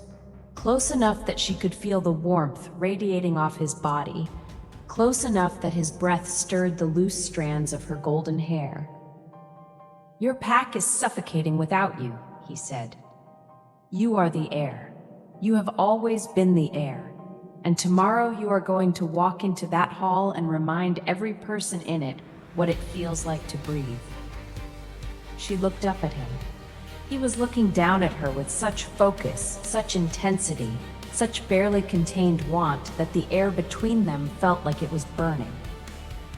"And after the tribunal," she asked, "if I go back to the Black Pine Pack, if I take stewardship, I'll be there and you'll be here. I'll be wherever you need me to be." "That's not an answer." "It's the only answer I have." His hand came up slowly, and his fingers brushed her jaw, a touch so light it was barely there, so careful it was almost reverent. "I will not make demands of you, Seraphine.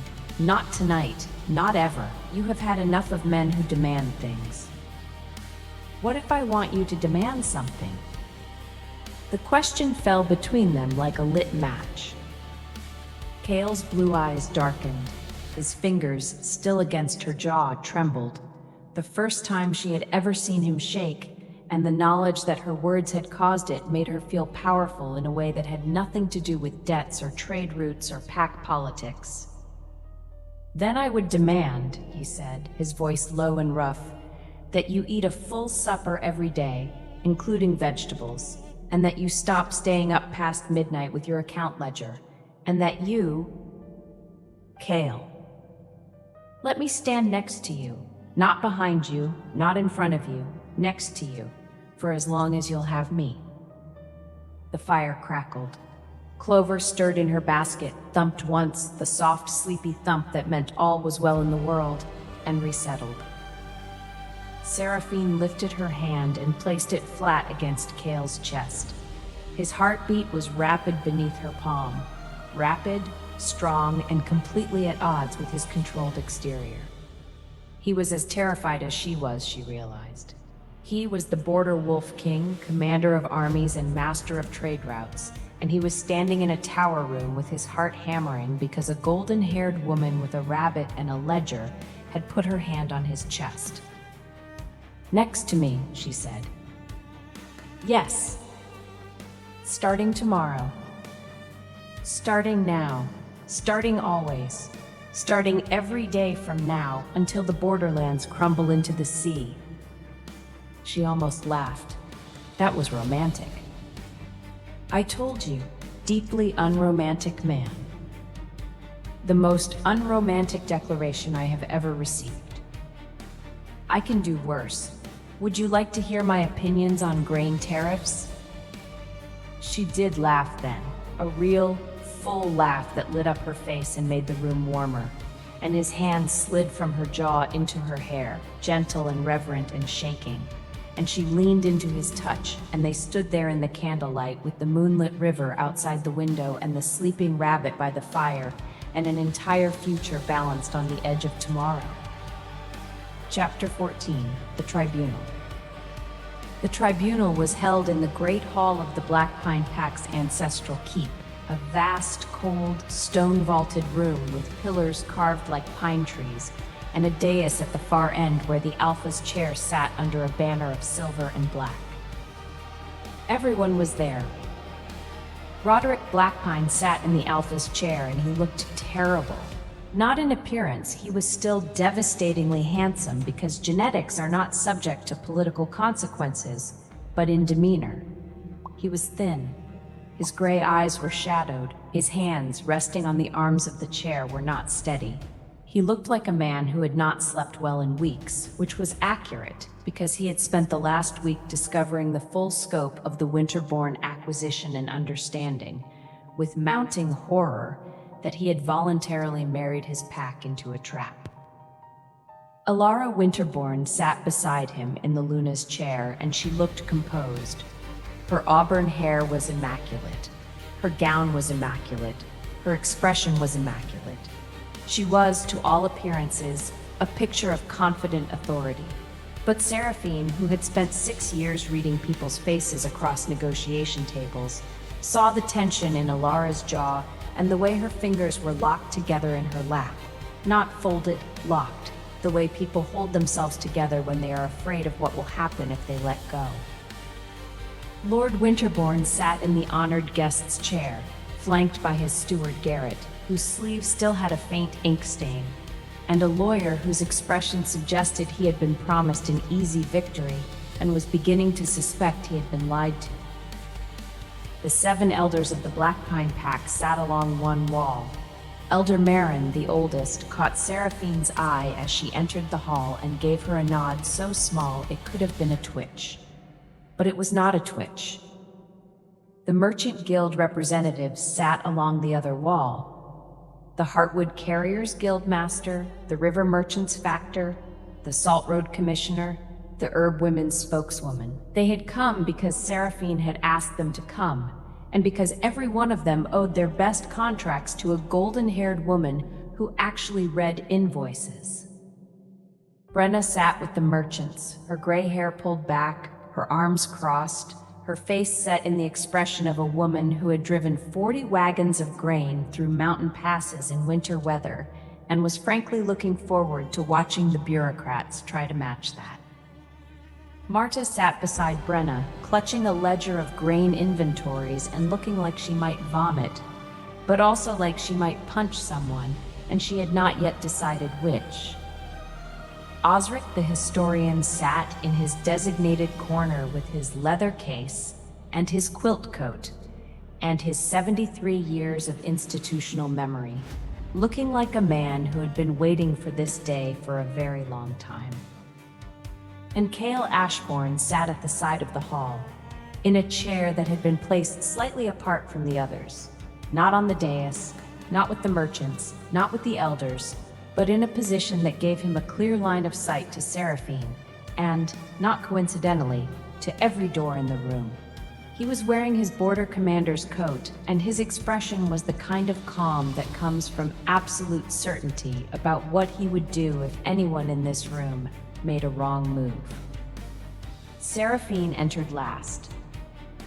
She walked through the great doors of the hall in a gown of deep gold wool, not black pine colors, not Winterbourne colors, but her own, with her golden hair loose over her shoulders, and her account ledger in her hand, and Clover invisible under the heavy folds of her skirt. She walked down the center of the hall, past the elders, past the merchants, past Roderick and Alara and Lord Winterbourne, and she stopped at the foot of the dais.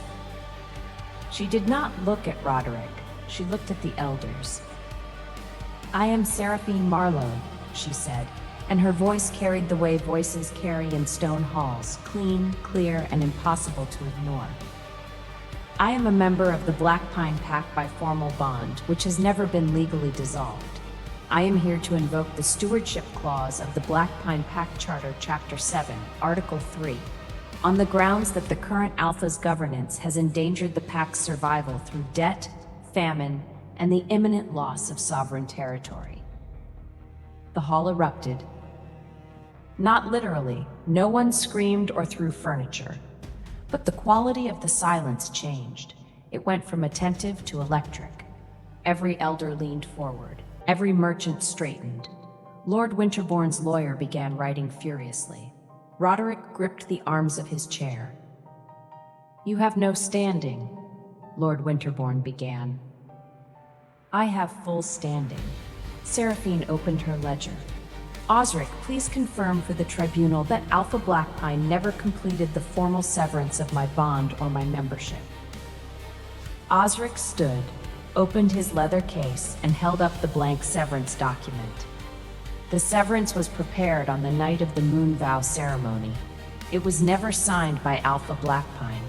It was never sealed by the Pack historian. Under the charter, Lady Marlowe remains a full member of the Black Pine Pack. Roderick's face went white. He looked at the unsigned document, and Seraphine watched him watch the understanding cross his face like a shadow, that his own carelessness, his own distraction, his own failure to complete a single piece of paperwork had given the woman he had discarded the legal right to challenge him. "That is an administrative oversight," Lord Winterbourne's lawyer said. "It is a legal reality," Seraphine said, "and here is why the Stewardship Clause applies." She laid out her case the way she laid out trade negotiations, clearly, precisely, devastatingly. The debts, the grain crisis, the salt road closure, the medicine shortage, the silver mine default, the Northern soldiers stationed in a pack that had not requested them, the Northern appointed officials who had replaced loyal pack members, the feed quality grain shipped at milling grain prices, the treasury lockbox with 2 keys, one of which was held by a woman whose family was systematically stripping the pack's assets. She presented manifests, contracts, correspondence between Lord Winterbourne's banking house and his steward, letters from Northern officials that discussed the Black Pine Pack not as an ally but as an acquisition target and a territory in transition. She presented the debt transfer documents, the legal proof that she now held every debt the Winterbourne family had purchased. "The Black Pine Pack owes 4,200 marks," she said. "It owes them to me. I am not here to collect. I am here to forgive these debts in exchange for stewardship, because the purpose of stewardship is not profit, it is survival." Lord Winterbourne's lawyer was no longer writing. He was staring at the documents with the expression of a man who has just discovered that the ground he was standing on was never solid. These transfers are legally binding, signed by Lord Winterbourne's own financial officers, checked by the Merchant Guild's independent auditors, sealed by the Border Trade Authority under Lord Ashbourne's jurisdiction. She paused. "You are welcome to examine them." He examined them. He examined them for a long time. When he looked up, his face told Lord Winterbourne everything. "The transfers are valid," he said. Lord Winterbourne stood.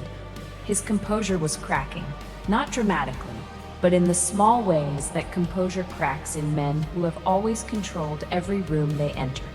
A tightening of the jaw, a flattening of the eyes, a voice that was a shade too controlled. This tribunal has no authority to dissolve a marriage alliance or to interfere with inter-pact trade agreements.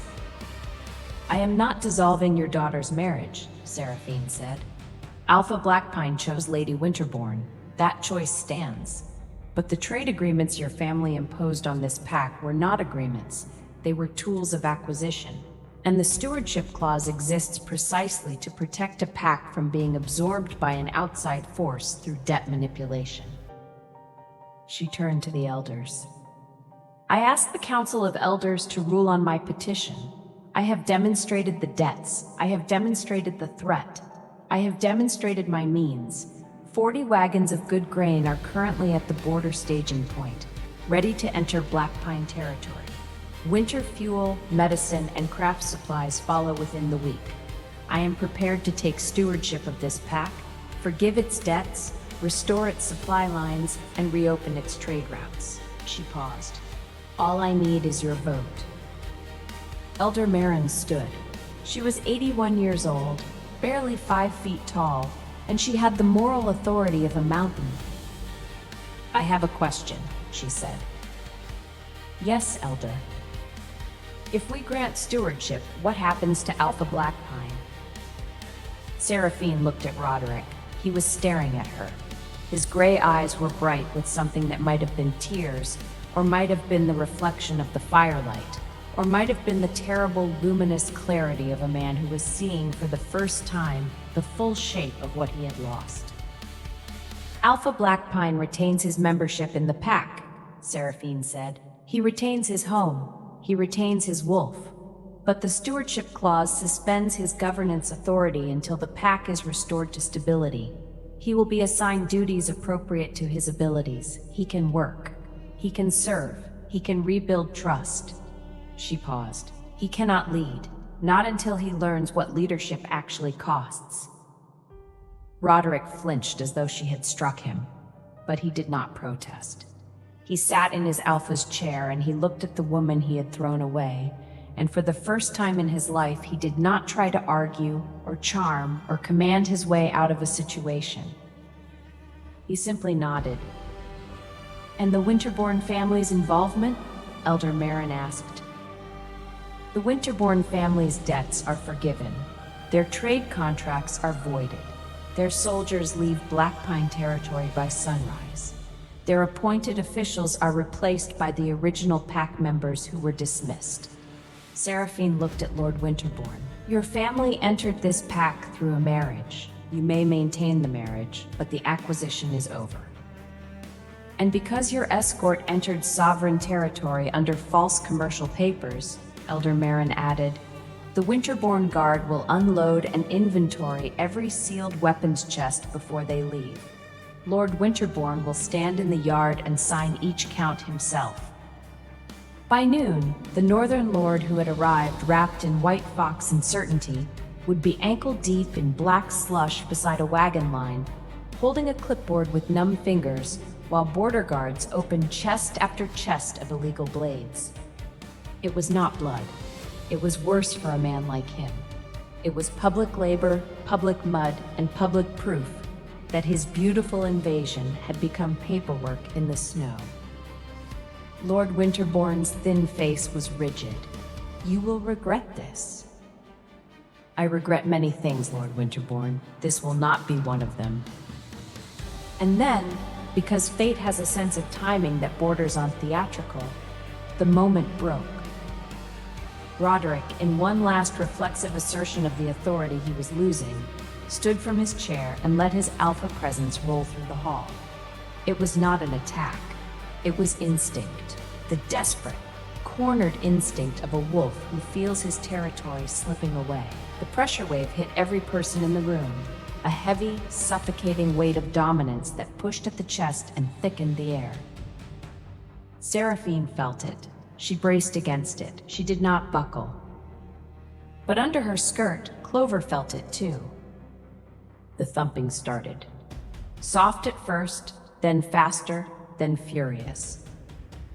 Thump, thump, thump, thump, thump, thump, thump, thump, thump. The sound echoed off the stone floor. In the pressured silence of the hall, it was clearly audible, a rapid, insistent percussion that seemed to come from the base of the dais, from the ground, from the very foundations of the building. Every head turned. Lord Winterbourne's lawyer looked at the floor. Garrett, the steward, looked at the floor. Elder Merrin looked at Seraphine's skirt with narrowed eyes. Roderick stared, his alpha presence faltering in confusion. Thump, thump, thump, thump, hump. "What is that sound?" Lord Winterbourne demanded. Seraphine looked down at her skirt. She looked at the tribunal. She looked at Roderick, who was still standing, still radiating dominance, still trying to hold on to something that had already slipped through his fingers. She gathered her skirt in one hand. She lifted the hem 8 inches off the stone floor. Clover exploded outward. The rabbit, small, white, furious, and absolutely done with the pressure in the air, burst from beneath Seraphine's skirt with the trajectory of a startled snowball. She hit the dais step, slipped on the polished stone, bounced sideways, and crashed into the wooden document tray that held the tribunal's official seal, inkstand, and signing quills. The tray tipped. The seal rolled. The inkstand, full because Osric had filled it that morning, flipped end over end and landed upside down on the exact spot where Roderick had been resting his hand on the arm of the Alpha's chair. Black ink fountained across the chair arm, across Roderick's sleeve, and across the front of his ceremonial coat. Clover, having achieved maximum chaos by accident and wanting no further part in public law, froze in the middle of the dais. Her dark cherry eyes were wide. Her nose twitched rapidly. Her small white body trembled with the offended dignity of a rabbit that had found the entire room too loud, too tense, and too alpha. The hall was frozen. Then Elder Merrin, 81 years old, 5 feet tall, moral authority of a mountain, began to laugh. Then Elder Merrin, 81 years old, 5 feet tall, moral authority of a mountain, began to laugh. It started as a wheeze, progressed to a cackle, and became the kind of full-bodied laughter that makes old women clutch their ribs.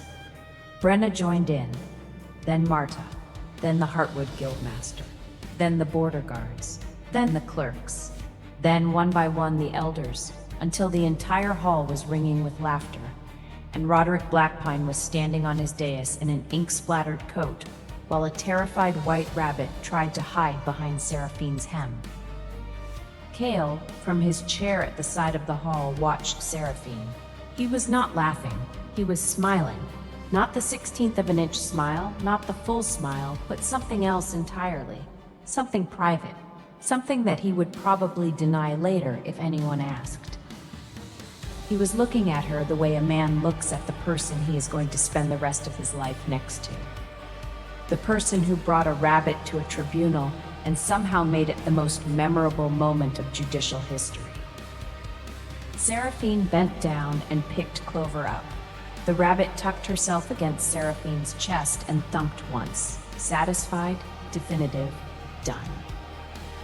"I apologize for the interruption," Seraphine said to the tribunal, her voice perfectly steady despite the fact that her lips were twitching.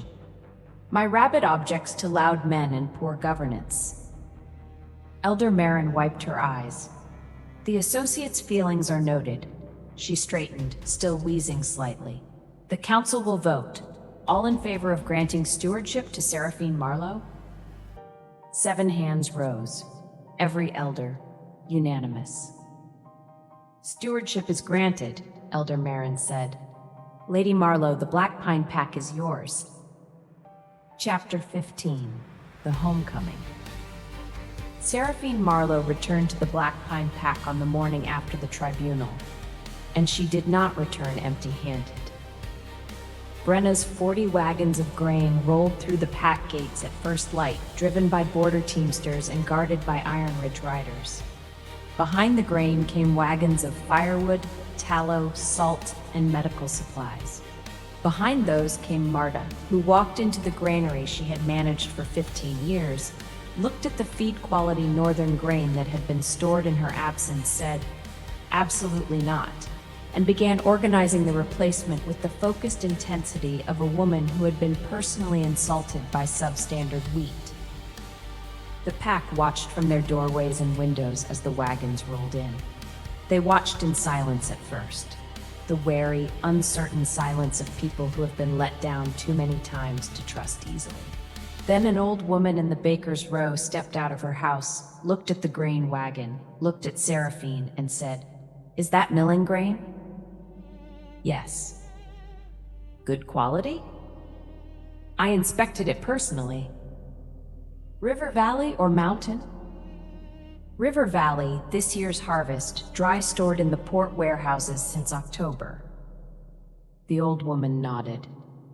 Then she did something that broke the silence of the entire street. She applauded. A single, sharp clap that echoed off the stone buildings, followed by another and another. The baker's wife joined, then the cobbler's apprentice, then the families in the doorways, one by one, hands coming together in the cold morning air until the sound rolled up the street like thunder. Seraphine stood in the center of it, golden-haired and straight-backed, with a rabbit under her skirt and a wolf in her chest and tears that she absolutely refused to let fall. And she thought, this is what power is for. The northern soldiers left by midday. Their departure was not graceful. Lord Winterbourne's steward Garrett, who was supervising the withdrawal, managed to trip over a grain sack that Marta had deliberately placed in the narrowest part of the gate corridor. He went down on one knee, his sword caught on his cloak, and his belt pouch split open, sending a cascade of copper coins across the cobblestones. 3 children, who had been watching the departure with the frank, unfiltered delight that children take in watching adults look foolish, scrambled to collect the coins and presented them back to Garrett with angelic smiles. "Thank you for visiting," the eldest child said. She was 7 years old and had clearly been coached. "Please don't come back." Garrett turned crimson, retrieved his coins, and left without further incident. Lord Winterbourne himself departed on horseback, his lawyer beside him, his thin face set in an expression that promised retribution. Seraphine watched him go from the parapet of the keep wall. "He'll be back," she said. "Eventually," Cale agreed. He was standing beside her, always beside her now, as naturally as breathing. But not soon. His leverage is gone, his debts are forgiven, his soldiers are withdrawn. The most he can do is complain to other northern families that a woman with a rabbit outmaneuvered him, and I don't think his pride will allow that. "And Alara?" They both looked down into the courtyard, where Alara Winterbourne was standing alone. She had not left with her father. She was standing by the well in the center of the courtyard, her auburn hair escaping its careful coil for the first time since Seraphine had known her. Her midnight blue gown creased and travel-stained, her hands at her sides. She looked, stripped of her composure and her family's backing, very young. Seraphine went down to the courtyard. They stood on opposite sides of the well, and for a long moment, neither spoke. "Your father is gone," Seraphine said. "Yes." "You stayed." "The marriage is valid. Roderick is my husband. Whatever else has changed, that has not." Alara's voice was steady, but the shadows under her eyes were deep. "Unless you intend to dissolve it." "I don't dissolve marriages, I dissolve bad contracts. Your father's contracts were bad. Your marriage is your own business." Alara looked at her. "You hate me." "I don't hate you. I hate what you were sent here to do. But I watched you in the tribunal, and I don't think you enjoyed doing it." Something cracked in Alara's composure. A small, controlled fracture, like a line appearing in ice. "I was trained," she said, "from the time I was 12. ledgers, contracts, debt structures, acquisition strategies.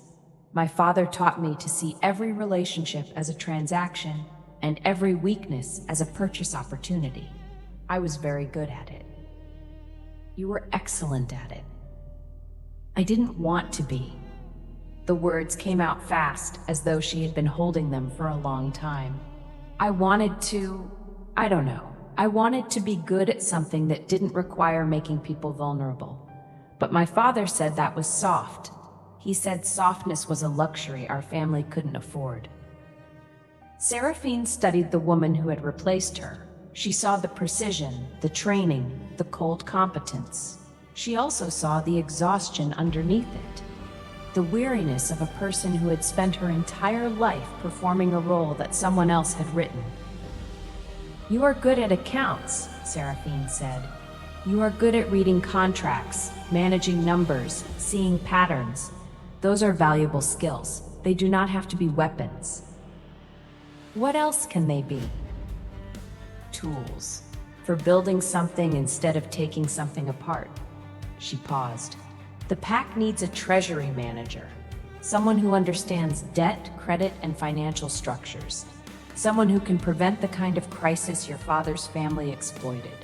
It would not be a glamorous position. It would not be the Luna's chair, but it would be useful, and it would be yours. Alara stared at her. You're offering me a job. I'm offering you a choice. You can go back to your father and be his instrument again, or you can stay here and be something else. The crack in Alara's composure widened. Her pale eyes filled, not quite with tears, but with the precursor to tears. The bright, painful pressure that comes when a person is offered something they did not expect and are not sure they deserve. I'll stay, she said. Seraphine nodded. Good. Your first task is to audit the northern grain that was delivered during your tenure. Marta says half of it is feed quality.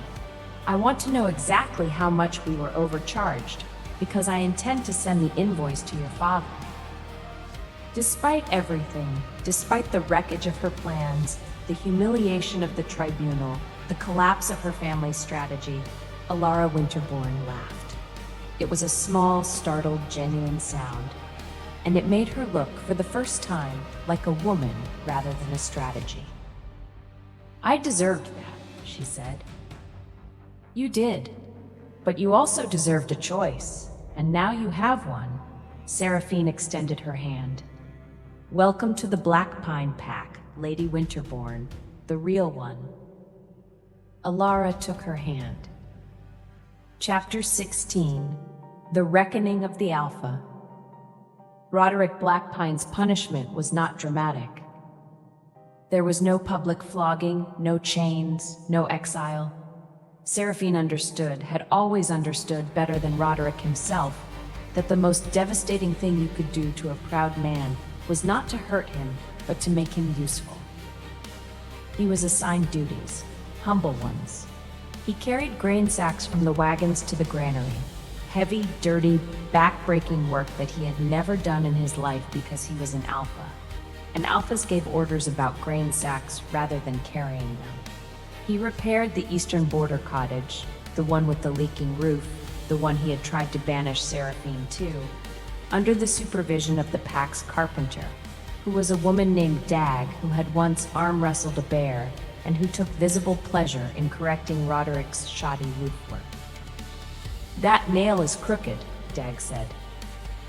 It's functional. It's crooked. Pull it out and do it again. Lady Marlowe lives in a keep with straight nails. The least you can do is provide the same standard for the cottage. Roderick pulled the nail and did it again. He did not complain. He had lost the right to complain in the Moonvow Hall, and he knew it. He saw Seraphine every day. She was everywhere, in the granary checking stores, in the guild hall negotiating contracts, in the elders' meeting room discussing winter preparations, in the kitchen garden where Clover had established a small but resolute empire among the remaining cabbage plants. She was golden-haired and efficient and calm, and she was building something extraordinary out of the wreckage he had created. And every day the distance between them grew, because he could see her, and she no longer looked at him. On the 5th day of his penance, he was stacking firewood in the courtyard when Seraphine walked past with Cale. They were discussing trade route adjustments, the kind of practical, detailed conversation that Roderick had always found tedious and that Seraphine made sound like poetry. Cale was listening to her the way Roderick had never listened, with full attention, genuine interest, and the quiet, absolute focus of a man who understood that the woman beside him was extraordinary and who had no intention of taking that for granted. Seraphine said something about Salt Road tariff structures, and Cale said something back that made her laugh, a real laugh, bright and warm, the laugh that Roderick had not heard in years because he had stopped making her laugh long before he stopped being her mate. And then Cale's hand settled on the small of her back as they walked through a doorway, an easy, natural touch, the touch of a man who was allowed to touch and who touched not to claim but to connect. And Seraphine leaned into it, just slightly, just for a moment, a movement so small that no one but Roderick would have noticed. But Roderick noticed. He stood in the courtyard with an armload of firewood and watched the woman he had loved walk away with a man who was better than him in every way that mattered, and the wood was heavy, and the air was cold, and the fire in his chest was the kind that burned without warmth. He had loved her. He had loved her, and he had been afraid of her strength. And he had chosen a woman who came wrapped in the illusion of softness and the reality of steel. And now the woman he had loved was laughing in another man's keep and leaning into another man's hand and building an empire out of the rubble of his mistakes. He put the firewood down. He drove the nails straight. He did not complain. It was, Seraphine noted with a detachment that was mostly genuine, a start. Chapter 17. The Moonbound Queen. The coronation, if it could be called a coronation, technically it was a confirmation of stewardship, but everyone, including the person who drafted the official documents, understood that it was a coronation, took place on the winter solstice in the Moonvow Hall where everything had begun. The hall looked different. Seraphine had not changed the architecture. The stone pillars still rose like pine trees. The moonstone dais still gleamed at the far end. But the hall was warm because the firewood supply was restored. It was bright because new candles filled every bracket. It was full because the pack had come. Every family, every elder, every child, every person who had watched Seraphine walk out of this hall 6 weeks ago with her spine straight and her future unknown. They had come to watch her walk back in. The merchants were there, the Heartwood Guildmaster, the River Factor, the Salt Road Commissioner, all of them people who had done business with Seraphine for years and who had come to see her formally recognized. Brenna was there, wearing a new coat and the trade license that Seraphine had promised her, looking like a woman who had driven 40 wagons through a mountain pass and would do it again tomorrow if asked. Marta was there, standing near the granary delegation, clutching a grain manifest that showed the stores at full capacity for the first time in 3 months. Osric was there, in his quilt coat, holding the charter as though it were a holy relic, which to him it was. Alara was there. She sat in the second row, not the first, in a plain woolen gown instead of midnight blue velvet. She looked composed, but differently composed. Not the composure of a woman maintaining a mask, but the composure of a woman who was discovering, tentatively, what her face looked like without one. She was holding a ledger, the treasury audit she had completed at Seraphine's request, and when Seraphine's eyes found her, she gave a small nod that contained, if you were looking for it, something that might have been gratitude. Roderick was there. He stood at the back of the hall, near the doors. He was wearing a plain coat, no ceremonial silver, no Alpha's insignia. He had come not because he was required to, but because, for the first time in his life, he wanted to be present for something that was not about him. And Cale was there. He stood at the front of the hall, near the dais, but not on it. He was wearing his commander's coat, the dark leather and gray fur that had become, for Seraphine, the most comforting sight in the world. His blue eyes were on her as she walked the length of the hall, and his face held nothing. No mask, no composure, no strategic neutrality. Just warmth. Pure, unguarded, unflinching warmth. Seraphine walked to the dais. Elder Marin met her there, holding the old silver circlet of the Black Pine Pack's ruling authority, the same circlet that had been worn by every leader since the Pack's founding, simple and ancient and heavy with history. Seraphine Marlowe, Elder Marin said, and her old voice carried to every corner of the hall. You left this pack with nothing but your ledger, your savings, and your word. You returned with grain for our granary, medicine for our sick, fuel for our fires, and hope for our future. You purchased our debts and forgave them. You uncovered the threat to our lands and defeated it. You did all of this not with armies or wealth or family name, but with the intelligence, the relationships, and the relentless competence that this pack took for granted and very nearly lost. The hall was silent, absolutely, profoundly silent. I ask whether this woman, who has earned the loyalty of every trade partner, the respect of the Border Wolf King, the gratitude of Black Pine, the trust of Iron Ridge, and the very loud approval of a particular rabbit, should be recognized not as a temporary steward, but as what she has already become on every road, in every granary, and at every bargaining table, a queen. She held up the circlet. I ask whether this woman, who has earned the loyalty of every trade partner, the respect of the Border King, the gratitude of her people, and the trust of a very particular rabbit, should be recognized not as a steward, but as what she has always been, a queen. The response was not a vote, it was a roar. The pack rose to its feet. The merchants rose. The border guards rose. Brenna stamped her boots on the stone floor so hard that the sound echoed like thunder. Marta clapped until her calloused hands were red. The children in the front row cheered with the unself-conscious delight of people who did not understand politics, but understood that the nice lady who remembered their names was in charge now, and things were going to be better. Elder Marin placed the circlet on Seraphine's golden hair, and Seraphine closed her eyes for 1 second, one single second of pure, private feeling, and then opened them.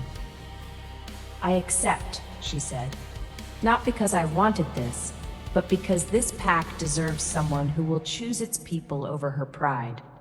I will rebuild what was broken. I will protect what is ours, and I will never, ever let anyone use our vulnerabilities against us again. She turned to face the hall, and the hall looked back at her, and what they saw was not a discarded Luna, or a scorned woman, or a convenient administrator. They saw a queen.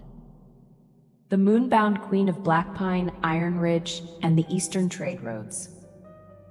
Under her skirt, Clover thumped once, soft, certain, final. The reception after the coronation was chaotic and joyous and involved a great deal of good milling quality bread, the first the pack had tasted in weeks. Marta had personally supervised the baking, and she stood near the bread table with an expression of fierce maternal pride, as though each loaf were a child she had raised from dough. Brenna cornered the Heartwood Guildmaster and negotiated a reduced transport rate for spring deliveries, while he was distracted by Honeymead. The Guildmaster agreed to terms he would later describe as generous and possibly the result of mild inebriation. But by then the contract was signed. Osric sat in his corner and cried quietly into his quilt coat, which was the happiest Seraphine had ever seen him. One of the younger border guards, a sandy-haired man named Finn, who had been assigned to Seraphine's escort during the grain runs, brought her a cup of mead and said with the earnest directness of a 23-year-old who had been thoroughly smitten for weeks, "My lady, if there is ever anything you need, anything at all, I am entirely at your service." "Thank you, Finn." "Anything, day or night. rain or shine. I mean that quite seriously. I know you do. Kale, who had appeared at Seraphine's shoulder with the silent, lethal efficiency of a man who had a sixth sense for when younger men were being too attentive to the woman beside him, said, "Finn." "My lord?" "The Eastern Watchtower needs a night patrol." "Now, my lord." "Now, Finn." Finn left, looking slightly dazed but fundamentally unharmed. Seraphine looked at Kale. Kale looked at his mead. "That was unnecessary," she said. "The Eastern Watchtower is chronically understaffed. You're jealous. I am strategically allocating personnel. You are jealous, and you are bad at hiding it. I am the Border Wolf King. I do not get jealous. I get territorial." He paused. "There is a significant difference." "Is there?" "Jealousy is irrational. Territoriality is biological." "And which biological impulse prompted you to send a 23-year-old to a watchtower in the middle of winter?" "The one that responds to men who say day or night, rain or shine to women who are not their mates." He took a sip of mead. "I can recall him if you found his attention flattering." "I found his attention sweet." "Sweet." The word came out as though it had personally offended him. "I will endeavor to be sweet. Would you like me to bring you mead and make earnest declarations? I can attempt an expression of youthful devotion. I should warn you, my face may not cooperate." Seraphine laughed. She laughed so hard she had to put down her own cup. And when she straightened, Kale was looking at her with that expression. The one that was not the 16th of an inch smile or the full smile, but something else. Something that he had stopped trying to hide. "Come outside," she said. They went to the courtyard. It was cold and clear, and the moon was full, an enormous luminous moon that turned the snow on the mountains into silver and made the world look like it had been painted in light. They stood side by side, the way they had been standing for weeks, always side by side, always close enough to touch, always just barely not touching. "I have something to ask you," Seraphine said. "Ask." "I am the queen of the Black Pine Pack. My territory borders yours. Our trade routes are interconnected. Our supply chains are integrated. From a strategic perspective, an alliance between our packs would be mutually beneficial." "From a strategic perspective," Kale repeated. "Yes, and from a personal perspective," she turned to face him.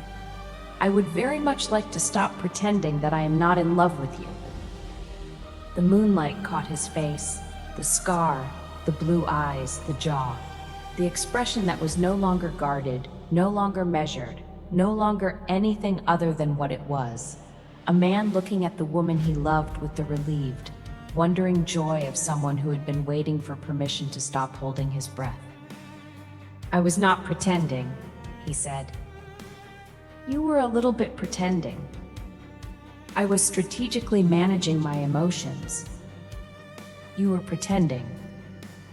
"I was. All right, I was pretending." He took her hand. Both hands. He held them the way he had held them on the mountain pass.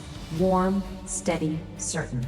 "I have been pretending since the moment I saw you in that way station, covered in mud, clutching an account ledger, with a rabbit in your cloak and your spine straighter than my sword.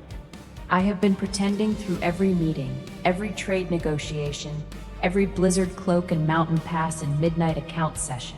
I have been pretending because you had just been betrayed by a man who used love as leverage, and I would rather have pretended for the rest of my life than make you feel that my love came with a price." "It doesn't come with a price?" "It comes with a standing interest rate, an annual review, and a penalty clause for insufficient vegetable consumption at supper." She hit his shoulder. He caught her hand and held it against his chest, where his heart was beating fast and hard beneath the leather and fur and the warm solidity of him. Seraphine Marlowe, he said. Moonbound Queen, most formidable woman in the Borderlands. Will you choose me? Not because you need me. Not because I am useful. Not because my territory borders yours or my trade routes complement yours. But because I am the man who walked into a blizzard without a cloak to find you, and I would do it again every night for the rest of my life. And I would like the opportunity to also argue about supper. You are the most unromantic man I have ever met. You have mentioned this. I love you. I know. Your rabbit told me. She kissed him. Or he kissed her. It was difficult to determine who moved first because they had been moving toward each other since the way station, since the blizzard, since the moment their eyes met across a common room full of soldiers, and neither of them had looked away. The moonlight was on them, the snow was on the mountains, the wind was cold, and his arms were warm, and somewhere inside Iron Ridge Keep, a white rabbit thumped once in her basket by the fire and went to sleep. Epilogue: The New Road. Spring came to the Borderlands the way spring always comes, slowly, reluctantly, one snowdrop at a time. The Black Pine Pack survived the winter. Not just survived, thrived. The grain lasted, the medicine held, the firewood kept every hearth burning. The Salt Road reopened under new terms that Seraphine negotiated personally, with better rates and fairer access for the border merchants. The silver mine wagons resumed their monthly runs, and the Heartwood Guildmaster, who had been worried about his contract for months, sent Seraphine a crate of the real cinnamon, not sawdust, the real thing, with a note that read, "For the only honest dealer north of the river, with gratitude and excellent spices." Brenna expanded her caravan operation to 12 wagons and became, within 6 months, the most successful independent hauler in the border trade network. She credited Seraphine publicly, frequently, and at considerable volume. Marta reclaimed her granary and ran it with the fierce, methodical joy of a woman who had been given back her purpose. She also adopted 3 cats to patrol the grain stores for mice, and she named the meanest one Garrett. Osric retired to a cottage near the archive, where he spent his days writing a history of the Black Pine Pack that placed Seraphine Marlowe at its center, because, as he said, history should record who actually kept the lights on. Finn, the young border guard, accepted his watchtower assignment with good grace and eventually fell in love with the daughter of the border baker, who appreciated earnest devotion and found, day or night, rain or shine, to be exactly the kind of thing she wanted to hear. Alara Winterborn stayed. She managed the treasury with precision and care, and over time she began to laugh more and calculate less. She and Roderick did not have a happy marriage. The foundation of the marriage had been built on acquisition rather than love, but they had a working partnership, and Alara discovered that being useful for someone else's benefit rather than her father's was not the same as being weak. Lord Winterborn sent 3 letters demanding her return. She burned all 3. She never heard from him again. Roderick Blackpine carried grain, mended roofs, guarded the border, and learned, slowly, painfully, one humbling day at a time, what it meant to serve. He watched Seraphine lead the pack he had nearly destroyed, and he watched her love a man who deserved her, and he did not complain. Some nights, when the moon was full and the wind carried the sound of wolves in the wild country, he stood at the edge of the pack territory and looked toward Iron Ridge Keep, where a light burned in the east tower, and he thought about everything he had lost. He did not go back. There was nothing to go back to. The woman he had loved was not the woman he had thrown away. She was bigger now, brighter, more herself than she had ever been when she was his. She had outgrown the space he had made for her, and the only honorable thing left was to be grateful she had saved his people despite what he had done to her. He was grateful. It was not enough. It would never be enough. But it was a start. And Seraphine Marlowe, Moonbound Queen, steward of the Black Pine Pack, trade partner of the Border King, owner of the most opinionated rabbit in the Borderlands, stood on the parapet of her keep in the first warm wind of spring, with Kale beside her and Clover at her feet, and the trade road stretching south like a ribbon of possibility. And she looked at her kingdom and her king and her future, and she smiled. It was not a strategic smile. It was not a measured smile. It was the smile of a woman who had been thrown out, beaten down, stripped of her title, severed from her bond, offered a leaking cottage and a monthly allowance, and who had responded by buying back the debts of the people who betrayed her, outmaneuvering a northern banking dynasty, winning a tribunal with the help of a rabbit, and becoming a queen. It was in every way that mattered, the smile of a woman who had chosen herself, and who had been chosen in return by a man who understood that love is not about possession, but about standing next to someone in a blizzard and giving them your cloak. Clover thumped. Kale looked at the rabbit. The approval thump? The approval thump. Good. He took Seraphine's hand. I aim to maintain a satisfactory rating. Your rating is under annual review. I look forward to the performance evaluation. The spring wind blew, warm and full of promise, and the trade road was open, and the grain was in the granary, and the boots were on the children's feet, and the moon-bound queen stood on her wall with her king beside her and her rabbit at her feet, and the whole bright, difficult, wonderful world ahead of her. And somewhere in the borderlands, a waystation innkeeper told a traveler the story of a golden-haired woman who walked out of a wolf pack with nothing but an account ledger and a rabbit and came back as a queen. And the traveler said, "That can't be true." And the innkeeper said, "Every word." I poured her first cup of tea. And the wind carried the story south, down the trade road, past the river towns and the merchant guilds and the coastal ports, until it reached the kind of people who needed to hear it. The overlooked, the undervalued, the women who kept everything running and received no credit, the ones who had been offered leaking cottages and monthly allowances and told they should be grateful. And those women heard the story of Seraphine Marlowe, and they looked at their ledgers, and they looked at their supply lines, and they looked at the small, warm, stubborn creatures that followed them through their days, the cats and rabbits and stubborn goats and loyal dogs, and they thought, if she could do it with nothing but a ledger and a rabbit and a spine made of silver, then so can I. Thank you for listening. Please follow Moonlit Romance Library for more Rejected Mate, Alpha Regret, and Chosen Love werewolf romances.